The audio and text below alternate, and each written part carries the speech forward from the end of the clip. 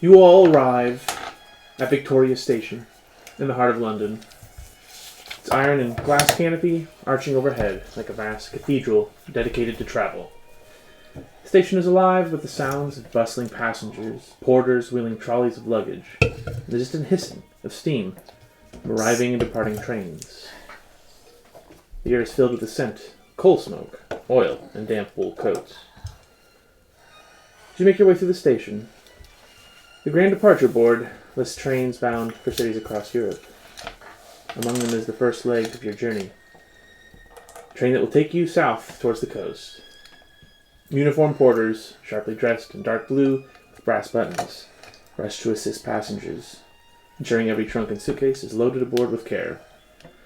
A policeman carefully checks your passports and visas. At the platform, the train itself is a fine example of engineering, with its gleaming black and green locomotives steaming the front. The carriages, though not quite as luxurious as the ones that await you later, still offer a sense of comfort and elegance. Wooden paneled doors open to reveal warm carpeted interiors, upholstered seats in rich reds and greens. So you arrive and you hand your tickets to the awaiting, what's it called? Conductor. And you, I guess, probably are traveling together at this point, but Marco Ricci, he's not with you at the moment, but he is still coming. So you'll not likely see him until later down the line. Okay. But you get yourself situated. They put you, Luis, with Florence into a compartment together. Glenn gets put into a compartment which will also be the same compartment Marco is going to eventually be sleeping in. And as the train slowly pulls away from the platform at Victoria Station, London's grand sprawl begins to fade from view. The bustling cityscape, with its towering buildings, cobbled streets, and industrial hum, is gradually replaced by the quieter rhythm of the English countryside. The click of the train wheels on the tracks offers a comforting, steady beat, as the urban world gives way to snowy green-gray hills and open fields. The outskirts of London pass quickly, the smoky rooftops and busy streets dissolving into patches of woodland and farmland. Out of the large windows, the view becomes serene. Hedgerows divided what would be lush pastures, and the occasional village with its stone cottage and church spire drifts by. You glide past small sleepy stations, their platforms empty under the winter sky, with no passengers to board here today. And the landscape begins to change as you approach Kent. The fields grow wider. The air takes on a cooler, saltier edge. The famous white cliffs of Dover loom in the distance, standing proudly against the dark sky. Before long, the train passes through the sweeping Romney Marsh, where wild grasses bend under the coastal winds. The marsh stretches out to the horizon, flat and desolate. At last, the train pulls into Dover, the white cliffs towering above the port town. From here, the next leg of your journey awaits, the crossing of the Channel. The train halts, and the sea breeze jolts you as you step off onto the platform. The town bustles with activity. Seagulls cry overhead as ferries load up passengers bound for France. It's taken you just under 2 hours to get here. So, there are first class accommodations on board the ferry. If you had a mind to prearrange that with the Thomas and Cook people. Mm-hmm. Otherwise, you'll just be put in a standard room. I'm just going to do a standard room. First class tickets cost a little under £6. If you wanted one. That's Just not FYI. much. Well, yeah, let's just go ahead with first class. Okay. Might as well. Heck yeah. How about you, Glenn? You gonna go first class? That means I don't really care what I get. we don't know what we even get extra for first class, to tell you the truth. No, probably a thicker mattress. Cleaner sheets. Extra popcorn. Yeah. Yeah, that's Snacks. Snacks in the room. Probably snacks in the room. Yeah. Before you lies the English Channel, vast and gray.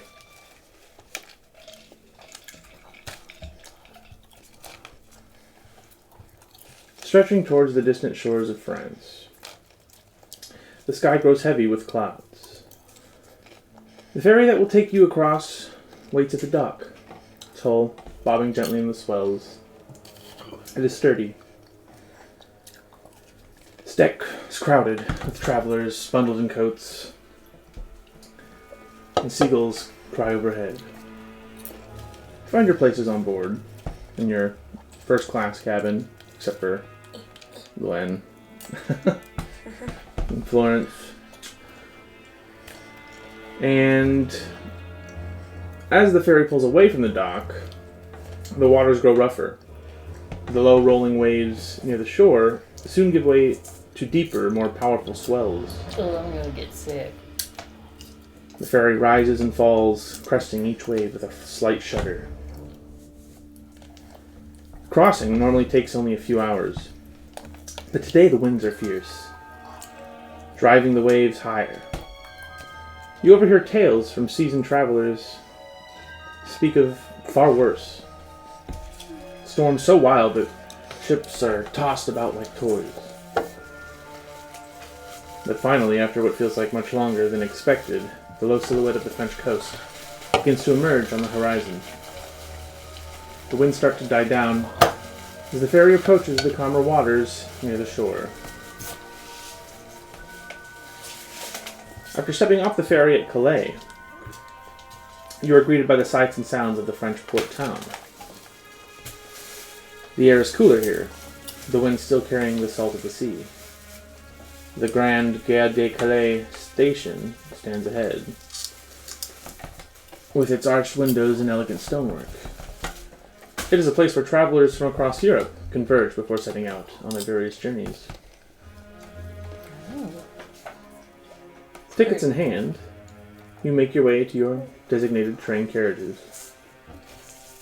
This train, though not the Orient itself, the Express itself, includes the famed Calais coaches, luxurious appointed cars reserved for those who will later board the Simplon Orient Express. These two sleek carriages, painted in rich shades of blue and gold, stand out against the more modest coaches of the local train. As you approach the Calais coaches, you are greeted by uniformed attendants who check your tickets and help with your luggage, directing you to your seats with impeccable politeness.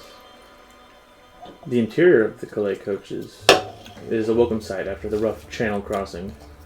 Plush seats, upholstered in fine fabric, polished wood paneling, and brass fittings that gleam in the soft light of the carriage lamps. The scent of leather and freshly polished wood fills the air, and there is a quiet elegance to the space. Above the windows, elegant luggage racks hold well-worn suitcases, while small tables set with white linens offer a place to relax as you continue your journey. And Glenn, did you bring any luggage with you by chance, other than your typical clothes and whatnot?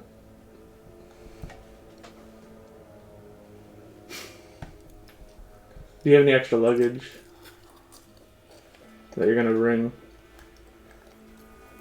that you could think of? Before we move on, let's establish it now. What would you bring with you that you don't have? Something you left, maybe, that you want to bring with you? Really gotta think. Come on, cowboy. Something you've maybe found when you were a child? In a train car? The sawed-off shotgun. Yeah, do you want to bring that? Yeah. Have that in your luggage? Mm-hmm. Alright. There you Then I go. give this back to you. And that will be in the... That'll be like in a suitcase in the version at the back of the train if you want it.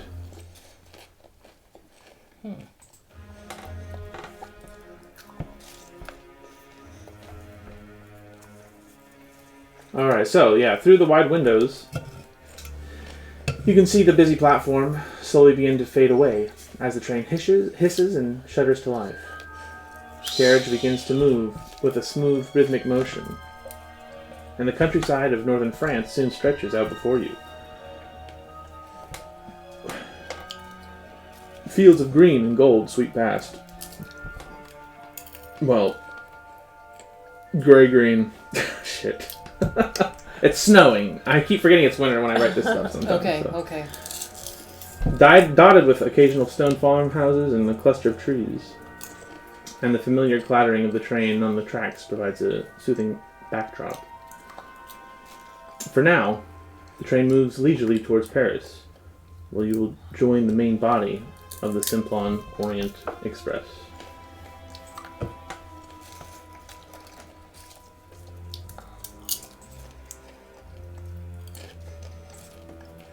So if you want to plan, if there's anything you want to discuss before you actually get to France, now would be the time. Like, as far as what you're going to do when you get there. Did anybody actually The plan? only thing I have on my notes is Fennerlick. I don't even know why I wrote Fennerlick. What? Let me look and see if I've got something. That was the name of the man who owned the Sedefkar Simulacrum. I do have the Sedefkar Simulacrum written as well. I just didn't want to say it.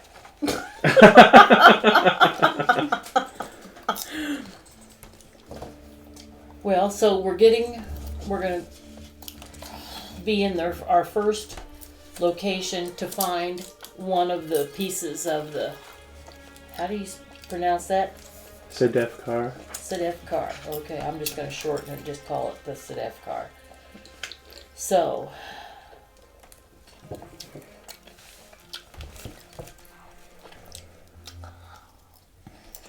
and the statue was dismembered in Paris prior to the French Revolution. Part of it may still be in France. The owner was a noble. Comte Fenelek. So that's who we're going to maybe try to hook up with first. Conte. Comte. Comte. C-O-M-T-E. It's a title. Oh, is it? Okay. We'll just, Like Viscount. okay. Napoleon's soldiers carried a piece into Venice when they invaded that city. But we're not in Venice right now. We're in Paris. Yeah. So, So yeah, that's the France relevant information is at the top. yes. So we need to try to find a. We don't even know if this Fenelek's still alive, but Well, he was the original owner, of the whole of the thing in its as entirety. Smith explained. Mm-hmm.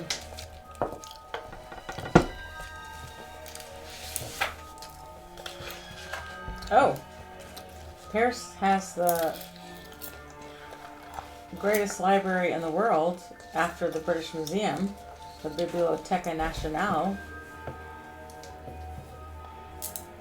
Great place to find out information. Mm-hmm. It's open from 9 a.m. to 4 p.m. or 6 p.m. depending on the season. Closed Sundays and holidays.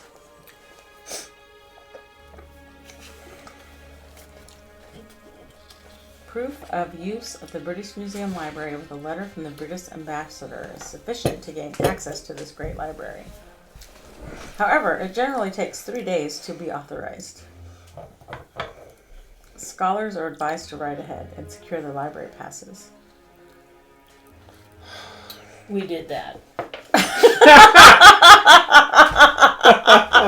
Well, I'm an academic scholar, so I knew that prior, and I did it.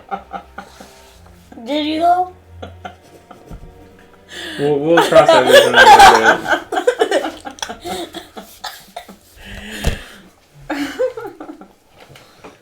So, we're looking for Fenelink.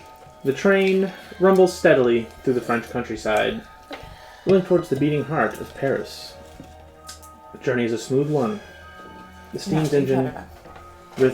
steam engine's rhythmic chugging, blending with the quiet conversations of passengers wrapped in coats and scarves against the winter chill. Outside the window, the fields give way to towns, each flashing past in brief glimpses. Stone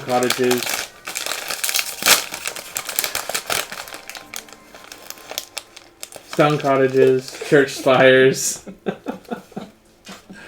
and smokestacks billowing against the crisp morning sky. The closer you draw to Paris, the denser the scenery becomes. Factories, warehouses, and rows of townhouses pressed together as if competing for space. The first sight of Montmartre's hilltop silhouette, crowned by the Sacré-Cœur Basilica, tells you that Paris is near. The city skyline emerges through the morning haze. Gothic spires, grand boulevards, and the skeletal frame of the Eiffel Tower, standing like a sentinel above it all. As the train pulls into the Gare de Lyon, the platform is abuzz with energy. Man, they built some buildings in those days. Porters in neat navy uniforms move briskly between carriages, helping passengers disembark.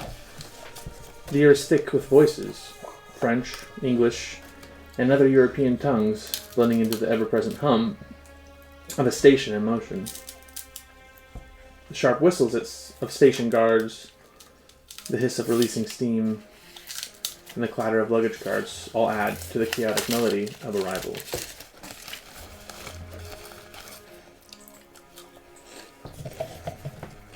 So you're still on board the train at the moment. You can finalize your plans here. Well, and we're going to have to find a place to stay. Right? Because... Correct. And I will remind you, in order to receive messages from Smith, you have to go to the telegram office at the station. Right. And right now... And to send and receive. So... That's the first thing I'm going to want to do. Okay. So you go over to the telegram office and give them your name, and they do have a telegram waiting for you.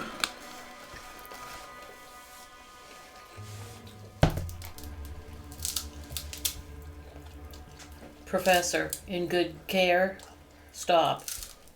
Godspeed to you. Stop. That's my husband who's sent this to the telegraph office there in Paris.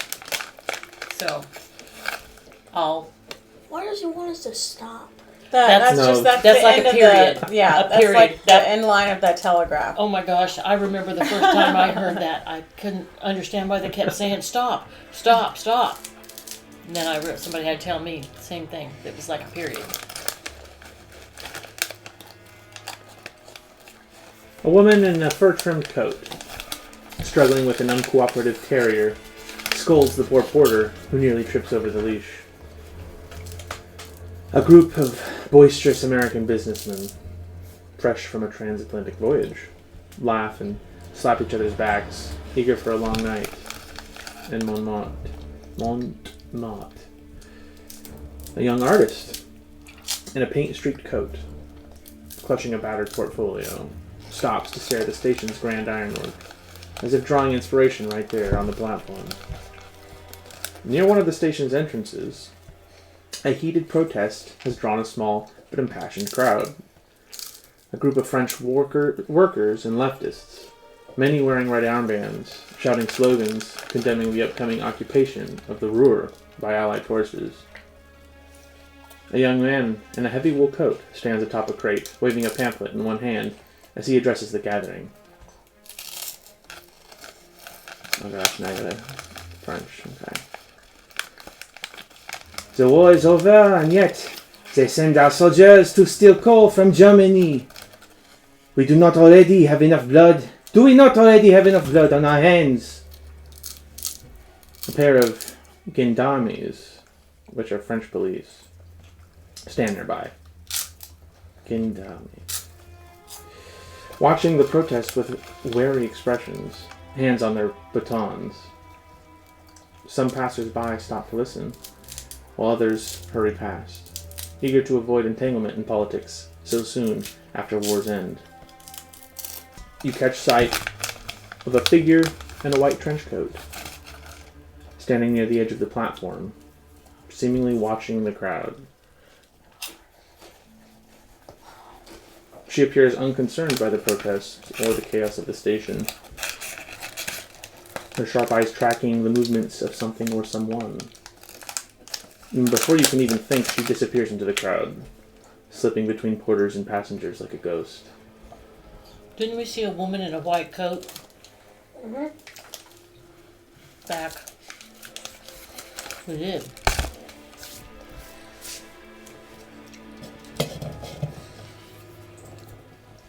And you are now in France. Officially. Officially. You've stepped foot off out of the station and into the city. Into the city. Well, What time of day is it? Let's see. It's probably in the afternoon. Like 2 o'clock. and we're assuming that when I picked up this telegram, I sent the other telegram back to say, You would have to tell me what you're Okay. sending back and what you want to say.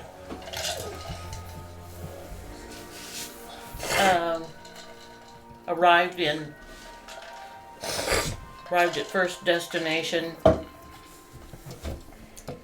Paris. He'll know he'll already know where we're at. I know. That's what I'm thinking. I don't want to put anything too much on the answer back in case there's people, intercepting. We don't want any interception of where we're at and what we're doing. And see, this was the professor's companion, the man that drug him out of the fire, that wrote this. I was going to point that out because he's saying professor in good shape or in good care. So. And So- it is... Yeah, what time is it? Well, it's 2 o'clock, Afternoon. and it is... I think it is the 9th of January. So we can't get straight into the library, right? So we need to go find a place to stay.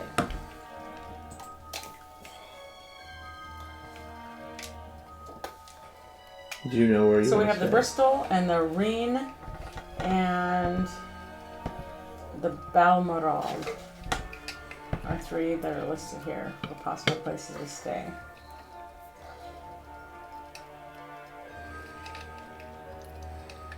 I'll just let you pick. Doesn't matter to me. It doesn't say anything about how much they cost to stay there or anything like that, so it just says hotels of the highest class include the Bristol, the Hotel de Rhine, and two long-established and aristocratic houses. The Balmoral offers comfortable accommodation. So, how about the Balmoral? All right. We'll stay at the Balmoral. Yeah, so you would have discussed this with the porters on the train, and they would have taken your luggage On. straight to the hotel that you plan to stay at. So Okay. you wouldn't even have to unload or mess with your luggage. And it would be waiting for you when you got there. And yeah, they get you accommodations. How many rooms? 2 rooms? 2 rooms, I would say. And then, yeah, so you get your accommodations situated, and it's now about 3 o'clock. Now, are we going to assume that I went ahead and got permission as a scholar to get into the library? Or should I take the Luck check. long I'm gonna say Well, the library is only open until 4, was it?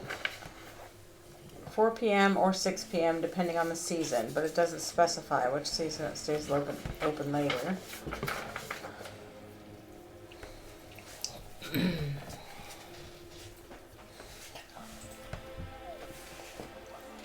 yeah, so it'd probably be best to wait till the next day. You Next wouldn't get day. much done anyways. Okay, yeah, that's right.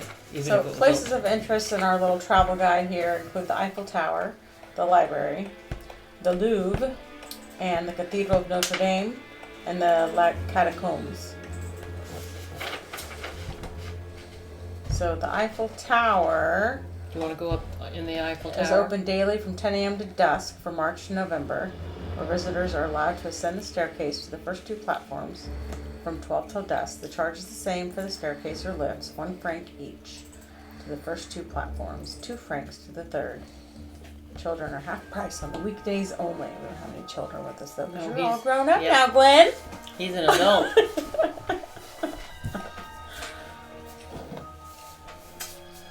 Well, let's just say you spend the day sightseeing, Right. and the evening air, afternoon air, is crisp. The scent of bread drifting from nearby cafes and coffee. And as you set out to explore the city, Paris awakens like a living painting. Sunlight catching the gilded rooftops, the Seine shimmering in its slow passage through the heart of France. Your first stop is Notre Dame, its towering facade looming over the Ile de la Cité. The cathedral's stone saints and gargoyles watch in silent judgment as you step into the dim interior, where the air smells of old incense and candle wax. Light filters through stained glass, casting jeweled tone patterns across the ancient floor. The statues within are solemn, serene, some so lifelike you almost expect them to breathe. Could one of them hide a fragment of what you seek? The thought crosses your mind. Leaving Notre Dame, you follow the Seine, where bronze and marble figures seem to mark every bridge and square. The Fontaine Saint-Michel features the great archangel defeating the devil, a grand and violent scene captured in stone. You pass the Conciergerie. Its forbidding towers stand stark against the bright sky. The streets of Paris feel like an open-air museum. At the Place de la Concorde, the obelisk of Luxor, a gift from Egypt, rises above the square. Its hieroglyphs, speaking of ancient mysteries. Nearby, statues of allegorical figures representing major cities of France gazes down upon you, their expressions frozen in time.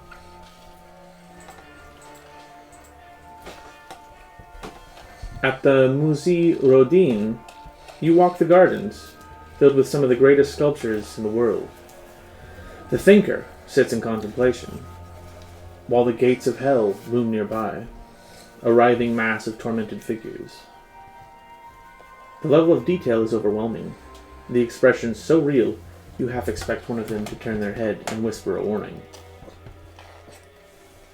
At the Pantheon, the massive neoclassical structure dedicated to France's greatest minds, you step inside to find the crypts of Voltaire, Rousseau, and Victor Hugo.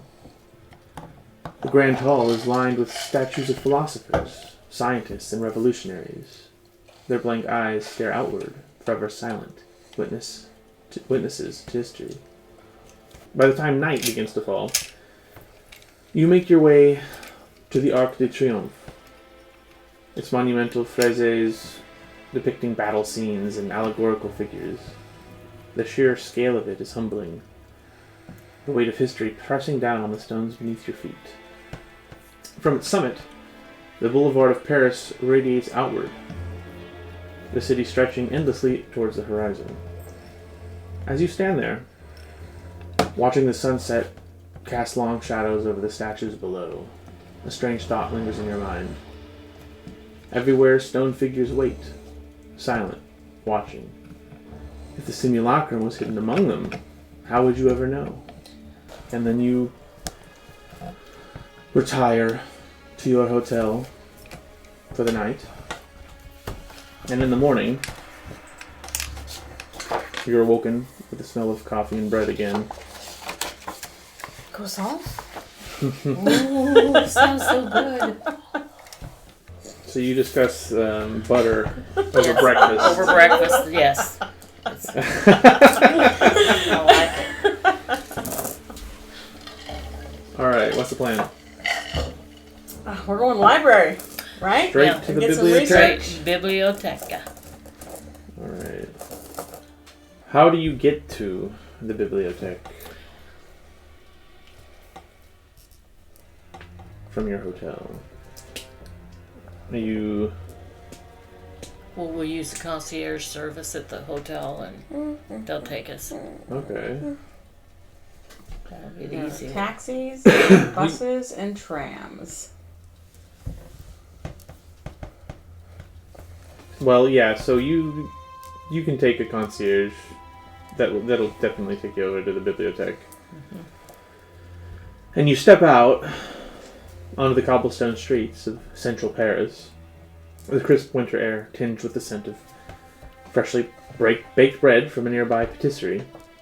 And before you stands the Bibliothèque Nationale. It's technically a picture of I can't wait the for some central action. courtyard, but Yes, this is the library.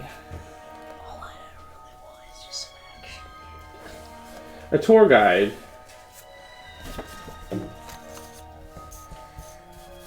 an elegant woman in a claret-colored coat stands at the front of a wide stone step and addresses a small group of well-dressed tourists. She speaks with clear authority, her voice carrying over the hubbub of passing carriages and the occasional cry of street vendors. Here within these walls. I can't do women voices, man. Oh my gosh. We need to get actors. Are gathered the vast intellectual riches of France, the fruits of kings, revolutionaries, and scholars alike. Books, medals, maps, prints, treasures of knowledge beyond measure. Begun under Louis XII and expanded by successive monarchs, the library became truly the people's treasure during the Revolution, when the collection of monasteries and noble estates were seized and added to this great archive.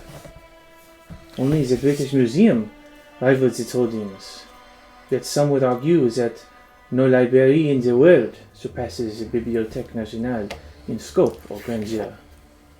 The tourists nod appreciatively, some scribbling in notebooks, others gazing up at the ornate carvings that decorate the building's high windows. The beating heart of this great library is the Salle de Travail des Imprimes, seating 344 scholars beneath 9 magnificent blue faience domes. However, access is not granted to just anyone. Applicants must obtain a ticket from the secretary, indicating their field of study, and foreign visitors must provide a reference from their ambassador or consul. No books are handed out in the hour before closing, and the library is closed. Sundays and holidays. She gestures broadly towards the great doors, where guards stand at attention, watching the steady stream of intellectuals, researchers, and students entering the library.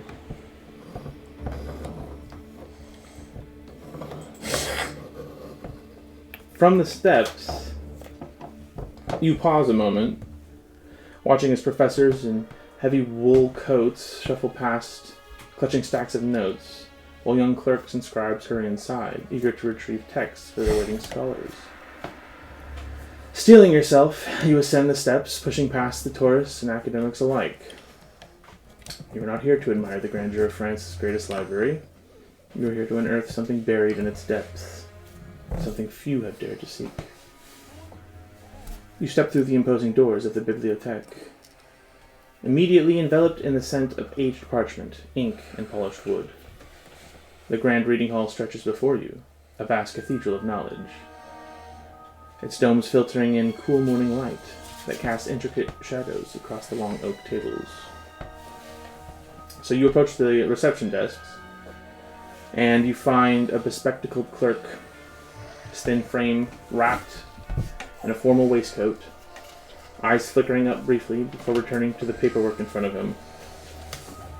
His pen scratches against the register as he continues writing, seemingly unbothered by your presence. Monsieur.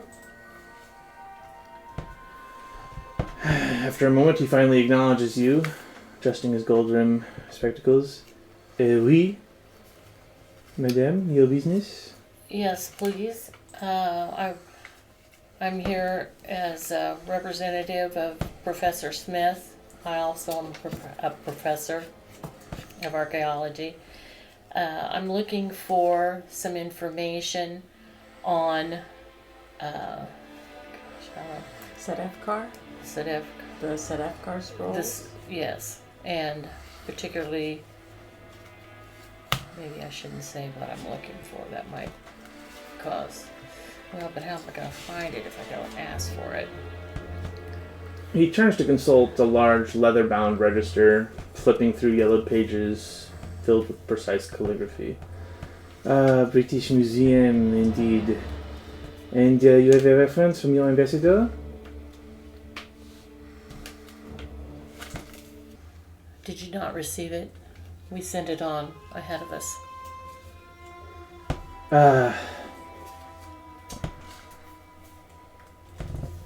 Let me check here. And he goes and he looks through a stack of papers. Yes, this is quite proper. Relief washes over you momentarily. And then he lets out a small, regretful sigh and shakes his head. Alas, access to the archives is not so simple. While your credentials are sufficient, we must process your request. These matters take time, you understand. You must verify, record, approve. It will be no less than 3 days before you may enter the reading rooms. Well, if that's what we must do, tell me what I need to do and I will get it done.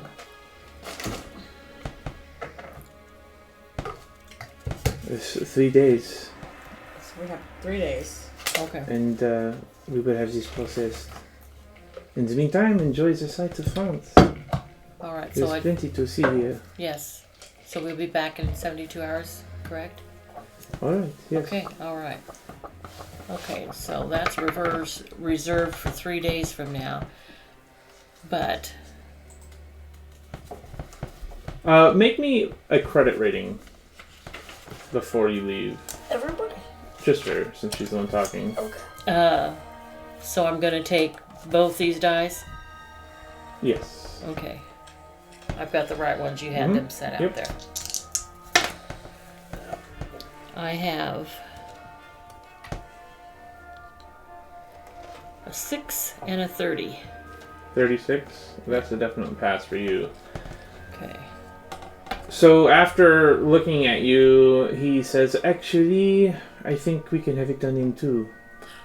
That would be wonderful because our schedule is so tight. So, yeah, now it'll just be 2 days instead of 3. Okay. Yes. Good, good. So how can we go through the city of Paris looking for a piece of a statue? We hope that it might be here at the library. And if it is, how are we going to get it out? But until that 2 days is up, where can we look? Well, we still have the Louvre to explore. Okay. We've been to Notre Dame, which the thought was there that could a piece be hidden and Yeah. We should have done a spot hidden, shouldn't we? We should what? Have done we a should have done a spot hidden while we were there. Or maybe we'll go back. Or maybe we have time for that. Good idea, Glenn. Yeah, Glenn. You are thinking. I didn't even think of that. Well, I'll say, yeah, you go to the Louvre, since you don't really know what else to do at the moment, Right. together, and the sun spills, once you arrive and enter, the sun spills through the grand windows of the Musée du Louvre, illuminating the endless corridors of artistic and historical wonder. The air is rich, with a scent of aged canvas and polished marble. The quiet murmur of tourists echoes through the vast halls. Everywhere you turn, art surrounds you, spanning centuries of civilization, each piece whispering stories of its own era. Your journey takes you through galleries of antiques, of antiquities, where the stone faces of pharaohs, emperors, and forgotten gods stare in eternal silence.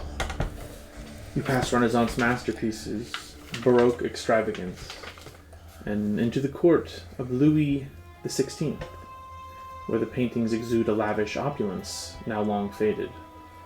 The past is alive here, trapped in brushstrokes and chiseled marble. Then the crowd shifts, and for a moment the three of you are left alone. It is soft at first, a whisper of mirth, then unmistakable. A desolatory, mocking laugh sends a chill curling up your spine. You turn instinctively, scanning the room, but there is no one. Uh-oh. Yet the sound lingers. And you can all give me a listen roll to try and locate the source of the so laughter. basically just these. Mhm. Oh, I failed. 91. I got 28. I got 91. You got Okay, let's look at 28? your listen. Gotta find your listen. Listen's right here. Listen is 40. Okay, so you passed. I Glenn. pass. Alright, Glenn. As the other two are looking around, trying to figure it out, your eyes are drawn to a shadowed corner, where a single framed sketch hangs, almost forgotten among the grandeur. It is not large, not gilded like the royal portrait surrounding it, yet it demands attention. The subject is a striking nobleman, his face frozen in a cruel sneer, mockery twisting his lips, as though he knows something you do not. His dark piercing eyes seem almost alive, fixing upon you with an unsettling intensity. Beneath the frame, the plaque reads, "Sketch for an unknown painting, 18th century, found amongst the possessions of Queen Marie." There is no artist's name, no record, no explanation. The laughter fades, leaving behind only silence, and I need all three of you to make me a sanity check. Oh, come on. Already? We're on to something here. 67. 98. 42. Yes. Fail over So here on the the side of the failures, table. you just lose one. Okay.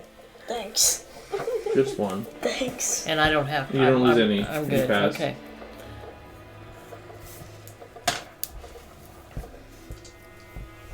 So this... About this painting. No, you don't know about it. What? I don't know about I haven't told any of you. Oh, you haven't? You're keeping it to yourself? Yeah, so Not Glenn, you yet. see that. Yeah, I haven't told any of you Okay. yet. Only Glenn notices where the 'Cause laughter we're comes off from. somewhere else. In The two of you just hear the laughter but haven't seen the painting. Hey guys, look at this. What do you think? It's a painting over there, a sketch of What did you something. see? What did you hear? Well, you all heard It's a laughter. painting. Is So that you where the would- laughter was coming from?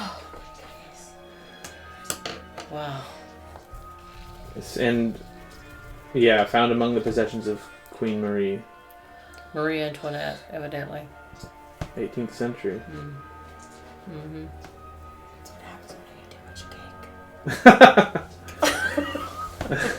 Mom, what the heck? You'll learn eventually.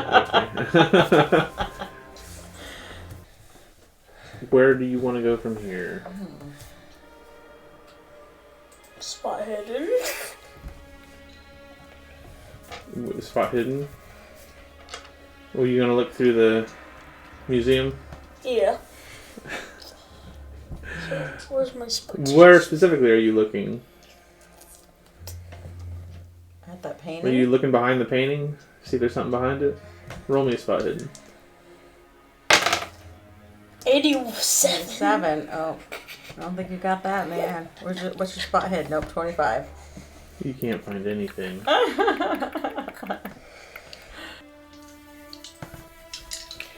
Well, I wonder if there is a spot in the library that has just sculptures. Smaller sculptures. Well, we're just gonna have to wait for 2 days. I know, but we... So if there's nothing else you can think of, we'll just say you go back to the hotel after Okay, some more yeah. sightseeing. Yeah. And sleep. So, that night, as you sleep, we'll go with Glenn. We're going to focus on Glenn here. I wonder why. As you lay down in your soft, luxurious bed and drift off into a sleep, you start to dream. And in your dream, Uh-oh. the field stretches before you, endless and quiet, beneath the suffocating night sky. The tall grass whispers in the wind, though there is no wind. The train car sits exactly as you remember, rusted, forgotten, its steel frame swallowed by time and neglect. Yet you are alone this time, your friend John nowhere to be found. The shotgun is there, in its usual place, waiting. What are you going to do? Take the shotgun. Your fingers tighten around the pitted steel and rotted wood, lifting it, feeling its familiar weight. But as you turn, the world around you dissolves into a shadow. A deep, unnatural void swallowing the field, the sky, everything. Something moves in the dark. The shape is tall, distorted, its limbs too long, its stance too predatory. Then it steps closer, just enough for the light of the moon to touch its face, and your blood runs cold. It's John. Or something wearing John's face. The same boyish features, the freckled nose, the blue eyes, now black pits of empty hunger. But the skin stretches wrong, moves wrong, as though the flesh is barely containing the thing inside. And you're now in combat. Yay! Oh, Oh, kind Yay, of yay, says- but kind of no. Yeah, because it's your friend John, but maybe not your friend John. but you're by yourself. That's what it is. What the heck? Let me see it. Put that in the center for everyone. Run up to it. Shoot it twice with my sawed-off shotgun. Hold on. You think the... Every single dream has a meaning. Okay. What if this means that my friend has been skinned?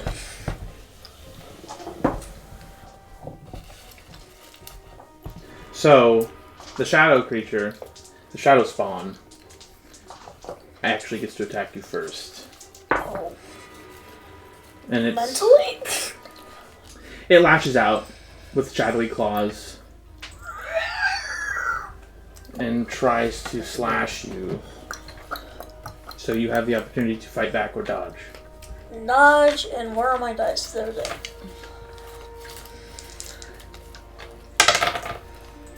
Oh, that is. Oh, That's my half. Yeah, that's your half.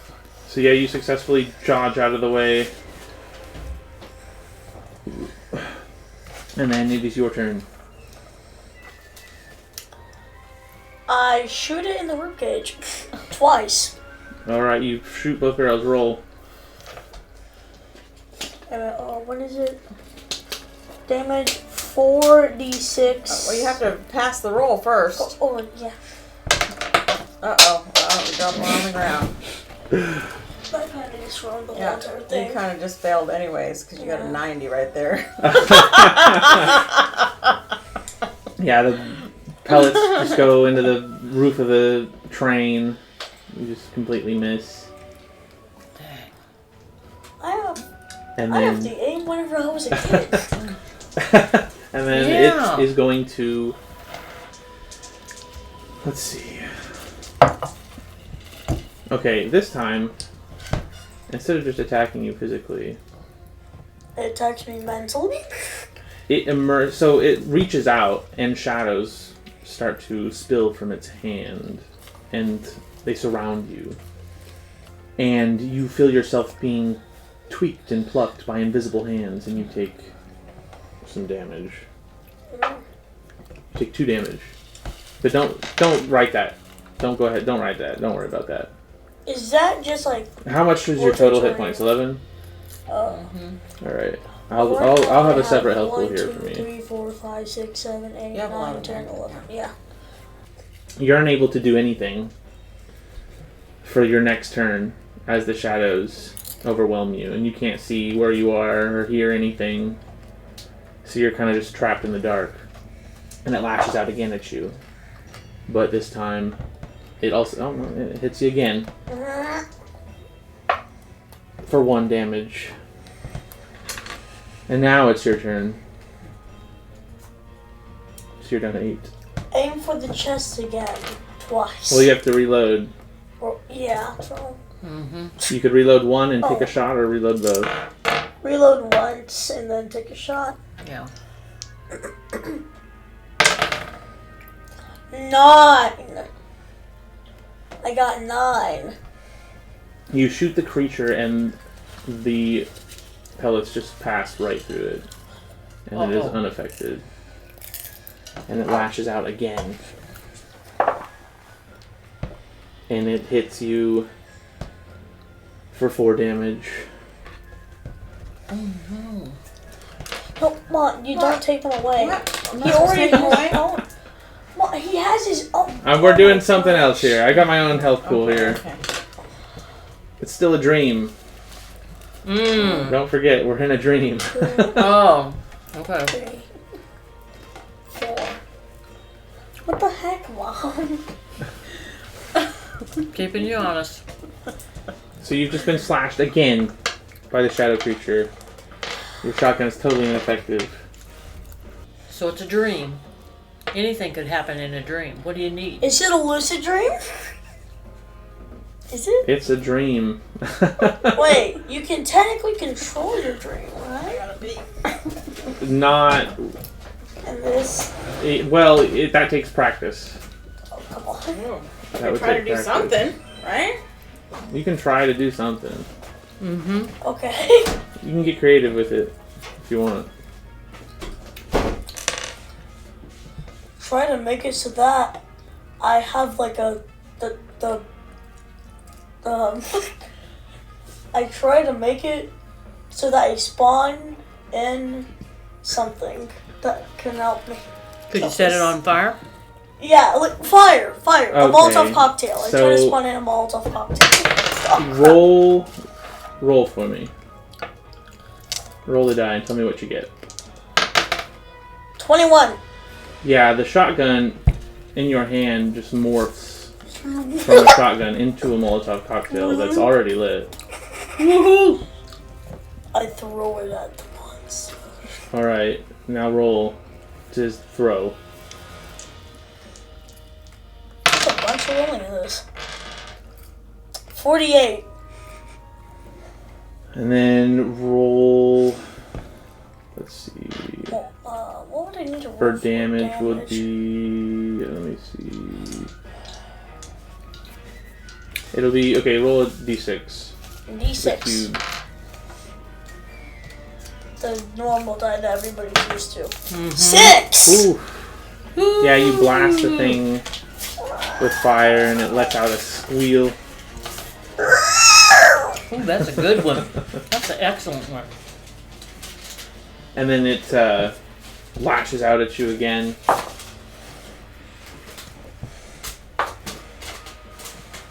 And this time, It misses. it finishes the job. Uh-oh. It takes your head off and you die. And you wake up Damn. in a cold sweat. Damn. You wake up in your bed at the hotel. And I should have thought of that before. you are going to lose one sanity as well. Come on. 61. Almost gonna be back at 60. Yeah, so you just wake up in the middle of the night in a cold sweat. And the dream starts to fade, though. You start to have a hard time remembering the specific details of it. Crap.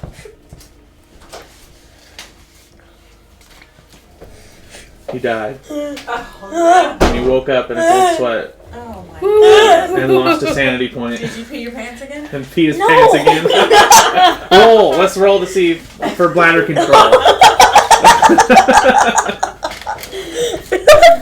Okay. I was joking now. Alright.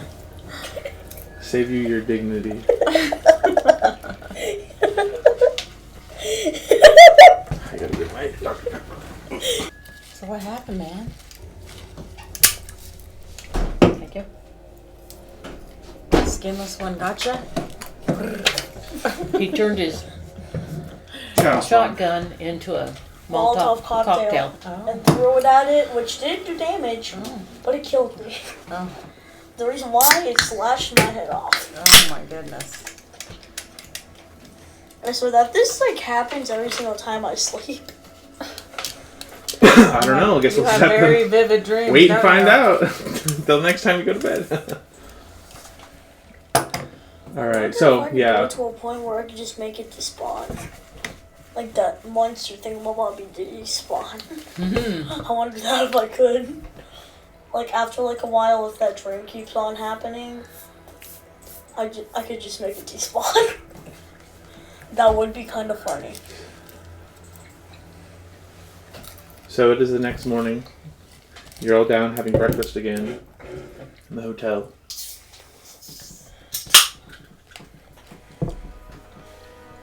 I'm still in a cold sweat. Did everybody sleep okay last night? Yeah, how was your night? What's the matter, Glenn? Are you reliving your night? Kinda. Whoa. Okay, let's just say that my dream was where I was stuck on the train where I found the sawed off. There was a monster in there, like a black monster thing on my It was the same monster Was that it a monster you... we faced before? Yeah, Yeah. like in my dream, I think. Like the one in my last dream. It's the one that was guarding the man you murdered.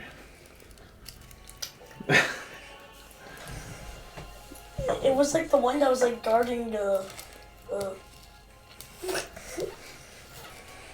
What was his name? That poor woman's husband that you killed? no hope for him. Scott Myers, that was his name. You remember it. Scott That haunts you to this day. Do you have this dream often? No, just tonight. Today, well, I did try to turn my shotgun into a Molotov cocktail, or well, not turn it into a Molotov cocktail, but I tried to spawn in a Molotov cocktail, but my shotgun turned into a Molotov cocktail. Okay. And I died. Right after I threw it at the monster, it went like, How terrifying. and then I it wonder- slashed my head off. I wonder if these are premonitions of what might come. We will have to really be mindful and do everything that we can to help protect you. Florence and I, we can do that. Okay? We'll... But the thing is, my shotgun, it didn't work on it. Like, it didn't do anything to that monster. Maybe because it was a dream. Well, it didn't do anything in real life either. Yeah. You had to fight it with Molotov. You used a Molotov cocktail on the train when you fought it. Yeah.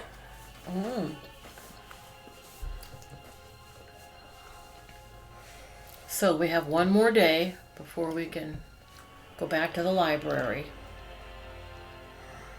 We'll just go ahead and fast forward to the day Of the library? that you get access. Good. You return to the bibliothèque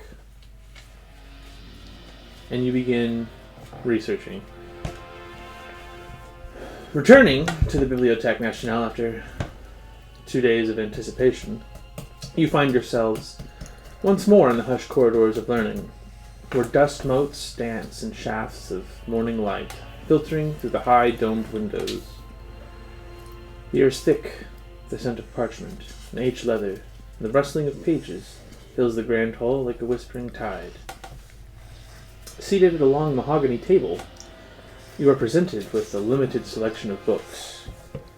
Your access still heavily restricted, despite all prior effort. Librarians watch you with quiet vigilance, ensuring no reckless hands damage the fragile, time-worn pages. They have no interest in assisting idle curiosity. This place exists to preserve knowledge, not to indulge seekers who do not know precisely what they are looking for. And so, the search begins. Since you have the highest library skill, you're going to be making the library rolls. Okay. Yes, my library skills are... So you'll just roll and try to roll under. Want me to roll now? Yeah. Okay, I got a 73. This is my library. Lettuce? Popcorn here. I have just rolled an 11. An 11. Alright. Hours stretch into the afternoon. Yeah, okay, we'll just go ahead and go with this. Hours stretch into the afternoon as you chase spurious leads, combing through common references, modern histories, and dusty tomes in the hopes of uncovering a trail to Comte Fenelick and the statue. Dead ends pile up, the frustration of lost records, and deliberate destruction becomes evident. Whatever transpired before the revolution was not meant to be remembered. But persistence rewards the patient. As the lamp flickers to life in the dimming library, a breakthrough is made. Oh, thank God. A reference, buried in the court histories, surfaces at last. An unspecified scandal on the eve of the revolution had rocked the Queen's court, involving a minor noble and an indiscretion with Marie Antoinette herself. The resulting uproar was swift and severe. The man removed without trial, his fate sealed in secrecy. The name recorded in the old script sends a shiver through your spine. Comte Fenelick. But there is something peculiar about this account. While most nobles of the time met their fate at the guillotine, Right. nowhere in these documents is such a sentence recorded. No trial, transcripts, no execution records, only that he was simply dealt with. A name and a scandal. A man erased from history. Further digging uncovers a badly damaged document.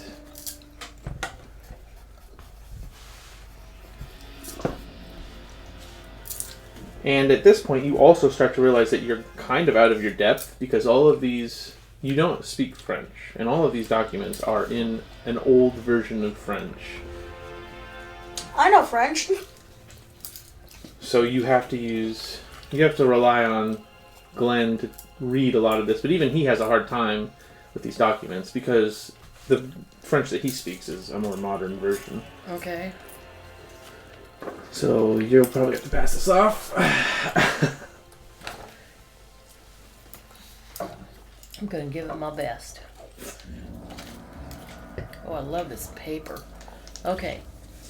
Note, this document is a surviving fragment. Severe water damage, decay, and ink bleeding render much of the text illegible.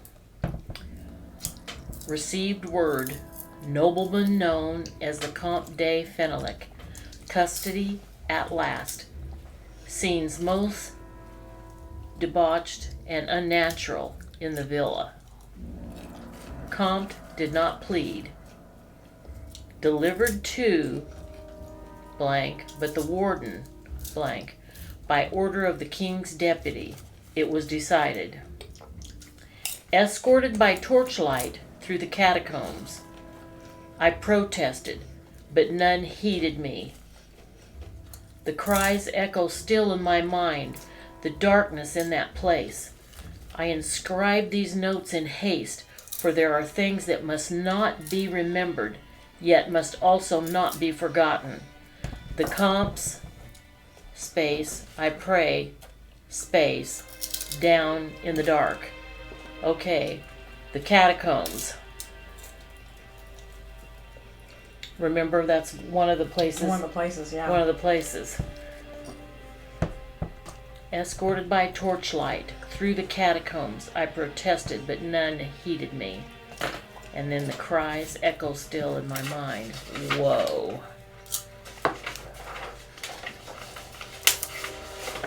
Okay, well, we've got a little bit of a lead, right? I mean, there isn't anything on there but that destination. I feel like I'm missing a page in my little travel guide because let me just tell you, where it starts the catacombs, it says, the catacombs are former quarries worked since Roman times and extending some 200 miles beneath the city. With the closure of the city, cemeteries in the...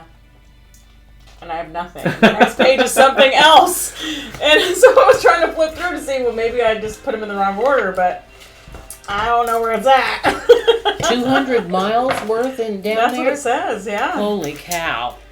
Glenn, how are we going to search through 200 miles of catacombs? But what else? How else could we take this as a very good clue here?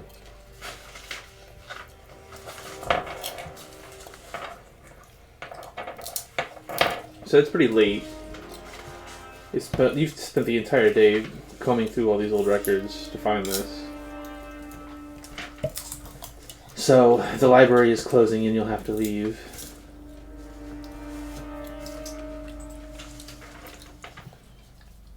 It's interesting. It says that he did not plead. Okay. So is it at a point where we need to go back to the hotel? If you want to, yeah. Or you could go to the catacombs. You could try and Do we have enough time find through? access. Yeah, that's what I'm wondering. But we could at least do a preliminary run, even if we couldn't get in as late as it is. We could come back in the morning. I bet this creature is down in the catacombs. For real, it may be that you had that dream as And warning. a warning. Yes. Yes. Because I think this dude has something to do with the catacombs. Seems like it. Mm-hmm. There's no way it would camouflage really well. Wouldn't it though? It could be around any You turn. could also go. So the next morning, since you're the only one rolling, they could go to investigate the catacombs while you research at the bibliothèque at the same time. Okay. Yeah. Yeah, that's a good idea. Very good idea. All right. So Morning comes. we'll go to the next day then, and you go to the bibliothèque, Okay. and we're left with Glenn and Florence. Okay. You ready for this, Glenn? The morning air in Paris is crisp, carrying the scent of fresh bread. Who would have guessed? Ah. And rain-kissed stone. As you make your way down the bustling streets, the city is alive with its usual energy.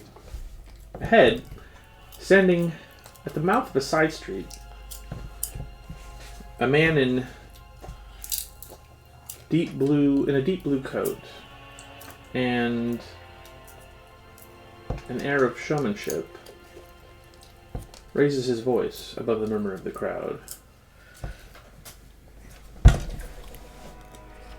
This must be a significant dude because he's got a picture.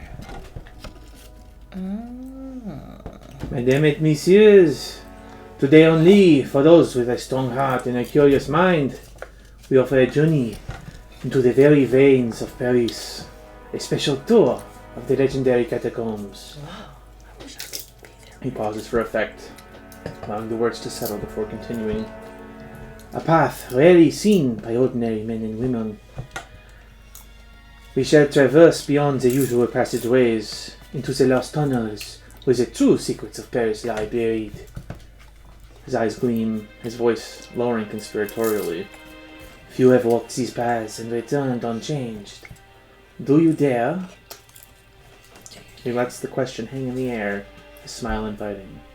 You're ready. He extends his gloved hand, fingers slightly curled. 10 francs per traveler. A fair price for a tale you will tell for the rest of your lives. Mm-hmm. What do you say, sir? 10 francs. Monsieur, will you pay 10 francs to see the secrets of Paris? Yeah. I am ready. Heck yeah. And will you pay for your lovely companion here? Mm-hmm. Alright. And he takes the money from you. After exchanging your currency, he nods approvingly, motions for you to step off to the side, where a small group of others wait, some excited, others apprehensive. And you glance at one another. Then, with a grand sweep of his arms, he steps forward, his voice ringing out once more. Come, my friends, let us descend into the darkness, where history whispers, and the dead watch over us all. With that, the tour begins. The guide strides ahead, his boots clicking against the damp cobblestones, as he leads your group through narrow streets towards the gaping maw of the catacombs entrance. The once busy city seems to fade away behind you, replaced by something older, something waiting. The air is cooler here, touched by the scent of earth and decay. The stone archway looms ahead, its inscription carved deep into the weathered limestone. And it reads, Arrête. C'est ici l'Empire de la Mort.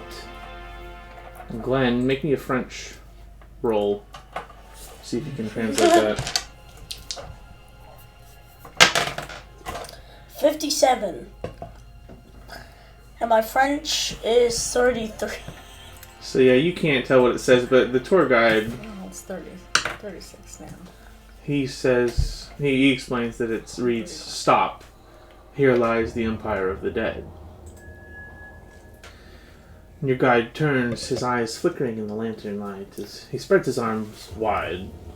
Before we descend into the past, Let us entertain the legend.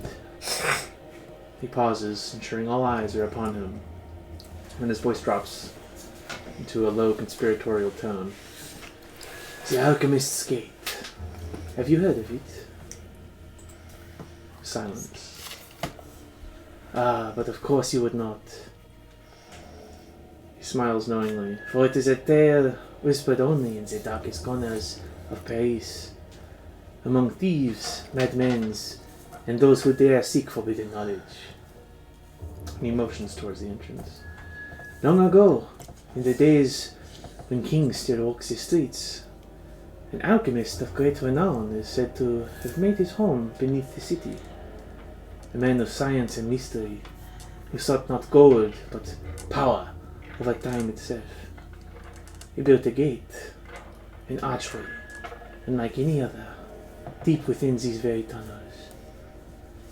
His voice drops lower, forcing you to lean in slightly. They say that those who walked through this gate never returned the same. Some spoke of visions, of places and times that should not have been. Others were never seen again. His gaze sweeps the group, watching for any signs of hesitation. Then he takes a bold step forward, his grin returning. But those are only stories now. And he turns towards the yawning passage ahead. Let us seek truth where it waits, beneath our very feet. And with that, he takes the first step downward, shadows swallowing him whole. And you follow, one by one, the damp steps leading you downward, ever downward. The air thickens, heavy with the scent of moist limestone and decay.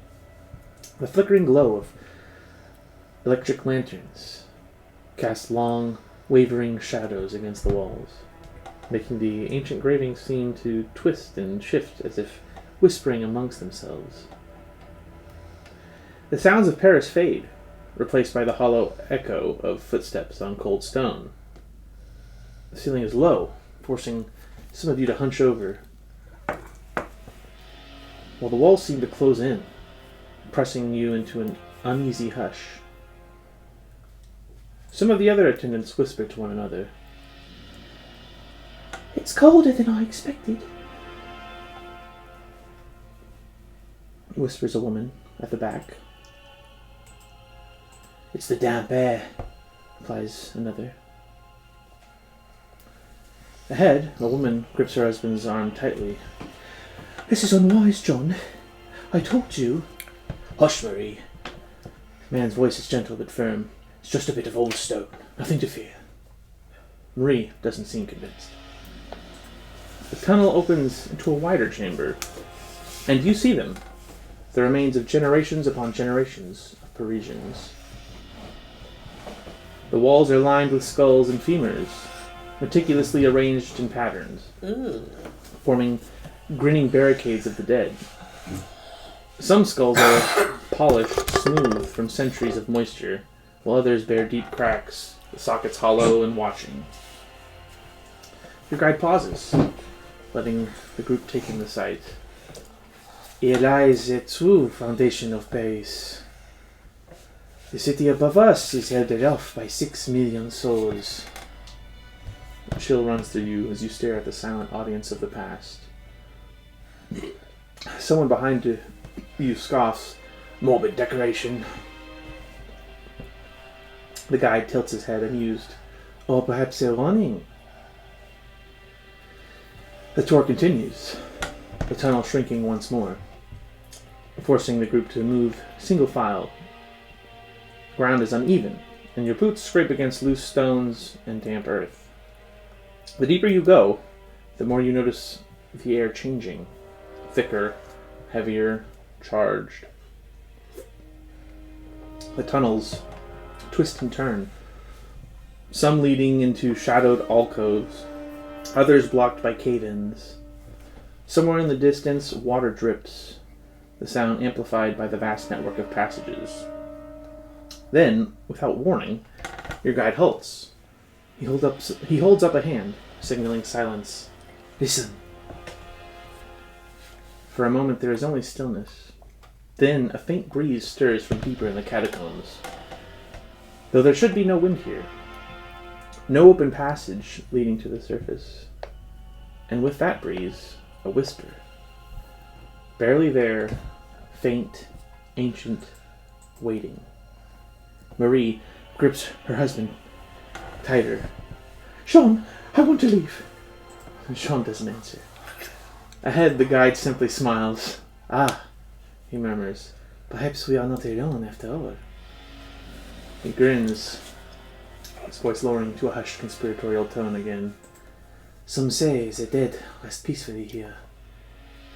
He muses, letting his lantern sway to cast shifting shadows along the skull-lined walls. Others know better.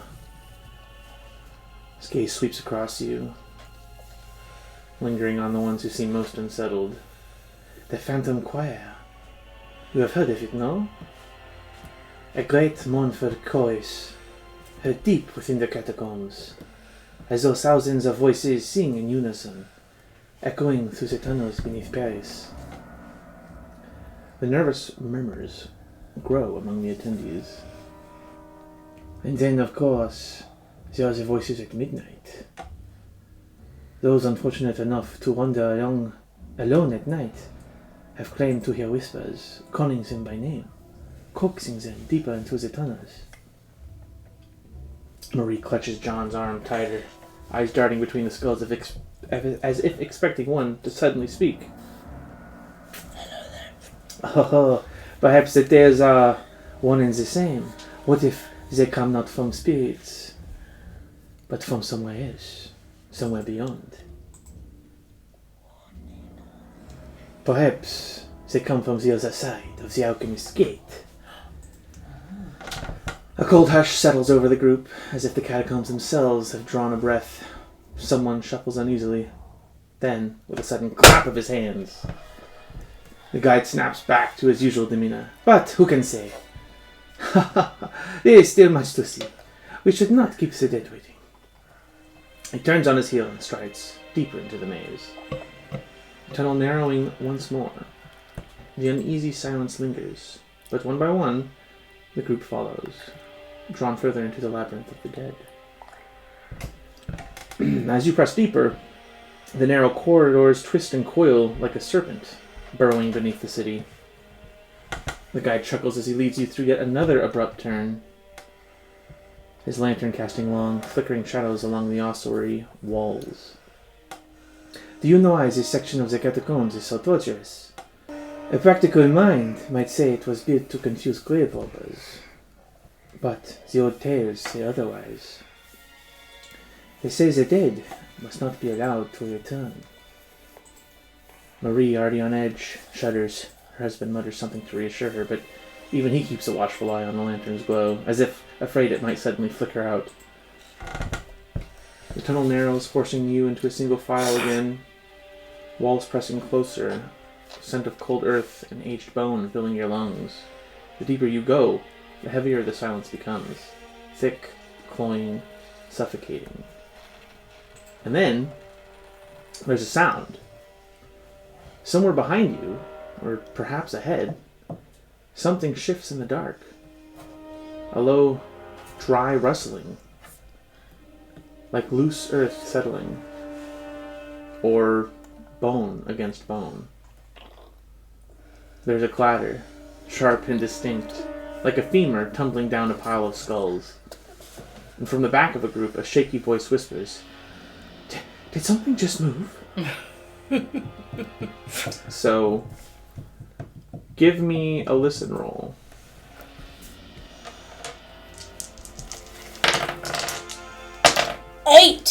8 or it's 008. I got 64. That was a fail for me. My listen is 60. My listen is 40 and I got a 008. You can tell where the sound is coming from, but you're going to need to slip away to investigate it. So I would need a stealth. This is interesting. Stealth is 30. Oh, you got 19. 19. Alright, so Lucky duck. As you slip away from the group, the lantern light fades, swallowed by the suffocating blackness of the catacombs. The air grows colder, thick with the damp scent of mildew, rotting marrow, and old earth. The echoes of your own breath feel too loud, as if something lurks just beyond the edge of perception, listening. A few paces ahead, a rusted iron gate bars entry to a side passage, its bars twisted and brittle with age. And you can make me a spot hidden roll. And you've noticed Glenn slip away, so if you want to follow, you can follow 84. I'll follow. too. You can also make me a spot hidden then. 89. Fail. You can both push, Good. I'll say.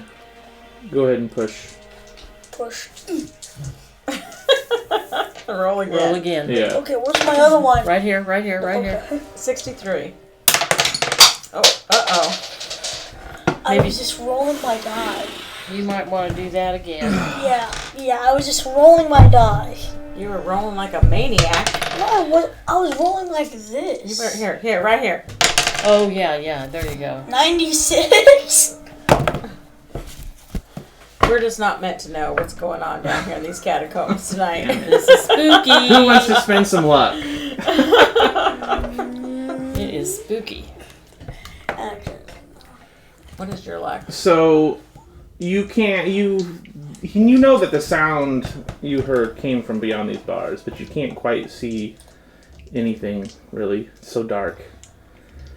You'd have to light the area up. Do you have anything with you that you could use to light up the area? Well, gunshots would be too loud. Wait, I should have my cigar with me, right? Yeah. And You could light up a cigar. there you go. I was. So you light up, when you light your cigar, and you get that initial glow. And I guess you have a lighter. You must have a lighter if you got cigars with you. Yeah. And you can kind of see beyond that gate, something is stirring. There's the faintest movement, shifting of loose bones, as if a great pile had just breathed in. Then with deliberate slowness, you see it. It's a man-sized form, half buried in the ossuary, its limbs jerking slightly, as if to dig itself deeper, to disappear into the skeletal tide. Who the heck are you? But there's this gate in front of you that is locked.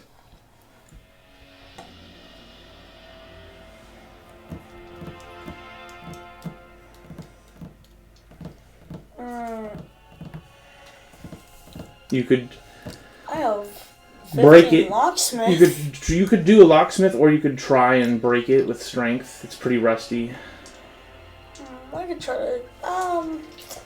I have 15 locksmith, and then my strength is 55. Yeah, I'll do strength. Okay.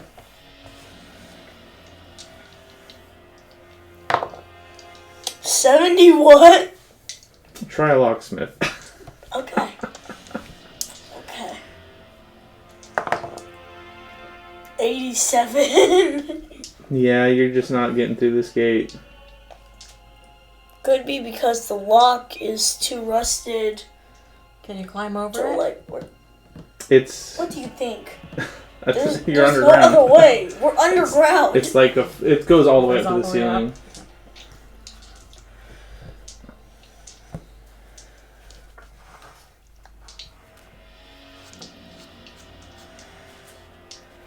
Does the gate have a lock on it that a skeleton Yeah. key would fit? I know I'm at the library. I shouldn't talk. I should not be talking. How can I so hear you? You could. I mean, I can try to break it, but my strength's only 40. What about your locksmith? I'll give it a roll. 73. So everyone's so Just weak not today. meant to be. It's just not meant to be. So as you slam into the gate, the creature scampers away, or whatever it is. You can't really tell. It does. It looks kind of like a human being, but then it kind of doesn't. So You can't really tell though because it's so dark. So Alien? and it just it gets scared by your banging on the gate and runs into the darkness. And you attract the attention of the rest of the group, and they come back and say, ask, what are you doing over here? You see something? I heard something. Like, remember that noise? Yeah, it came from over here. Well, we better get back on track here. It's not part of the tour, so I don't want to go poking into dark corners of this place. So he leads you onward.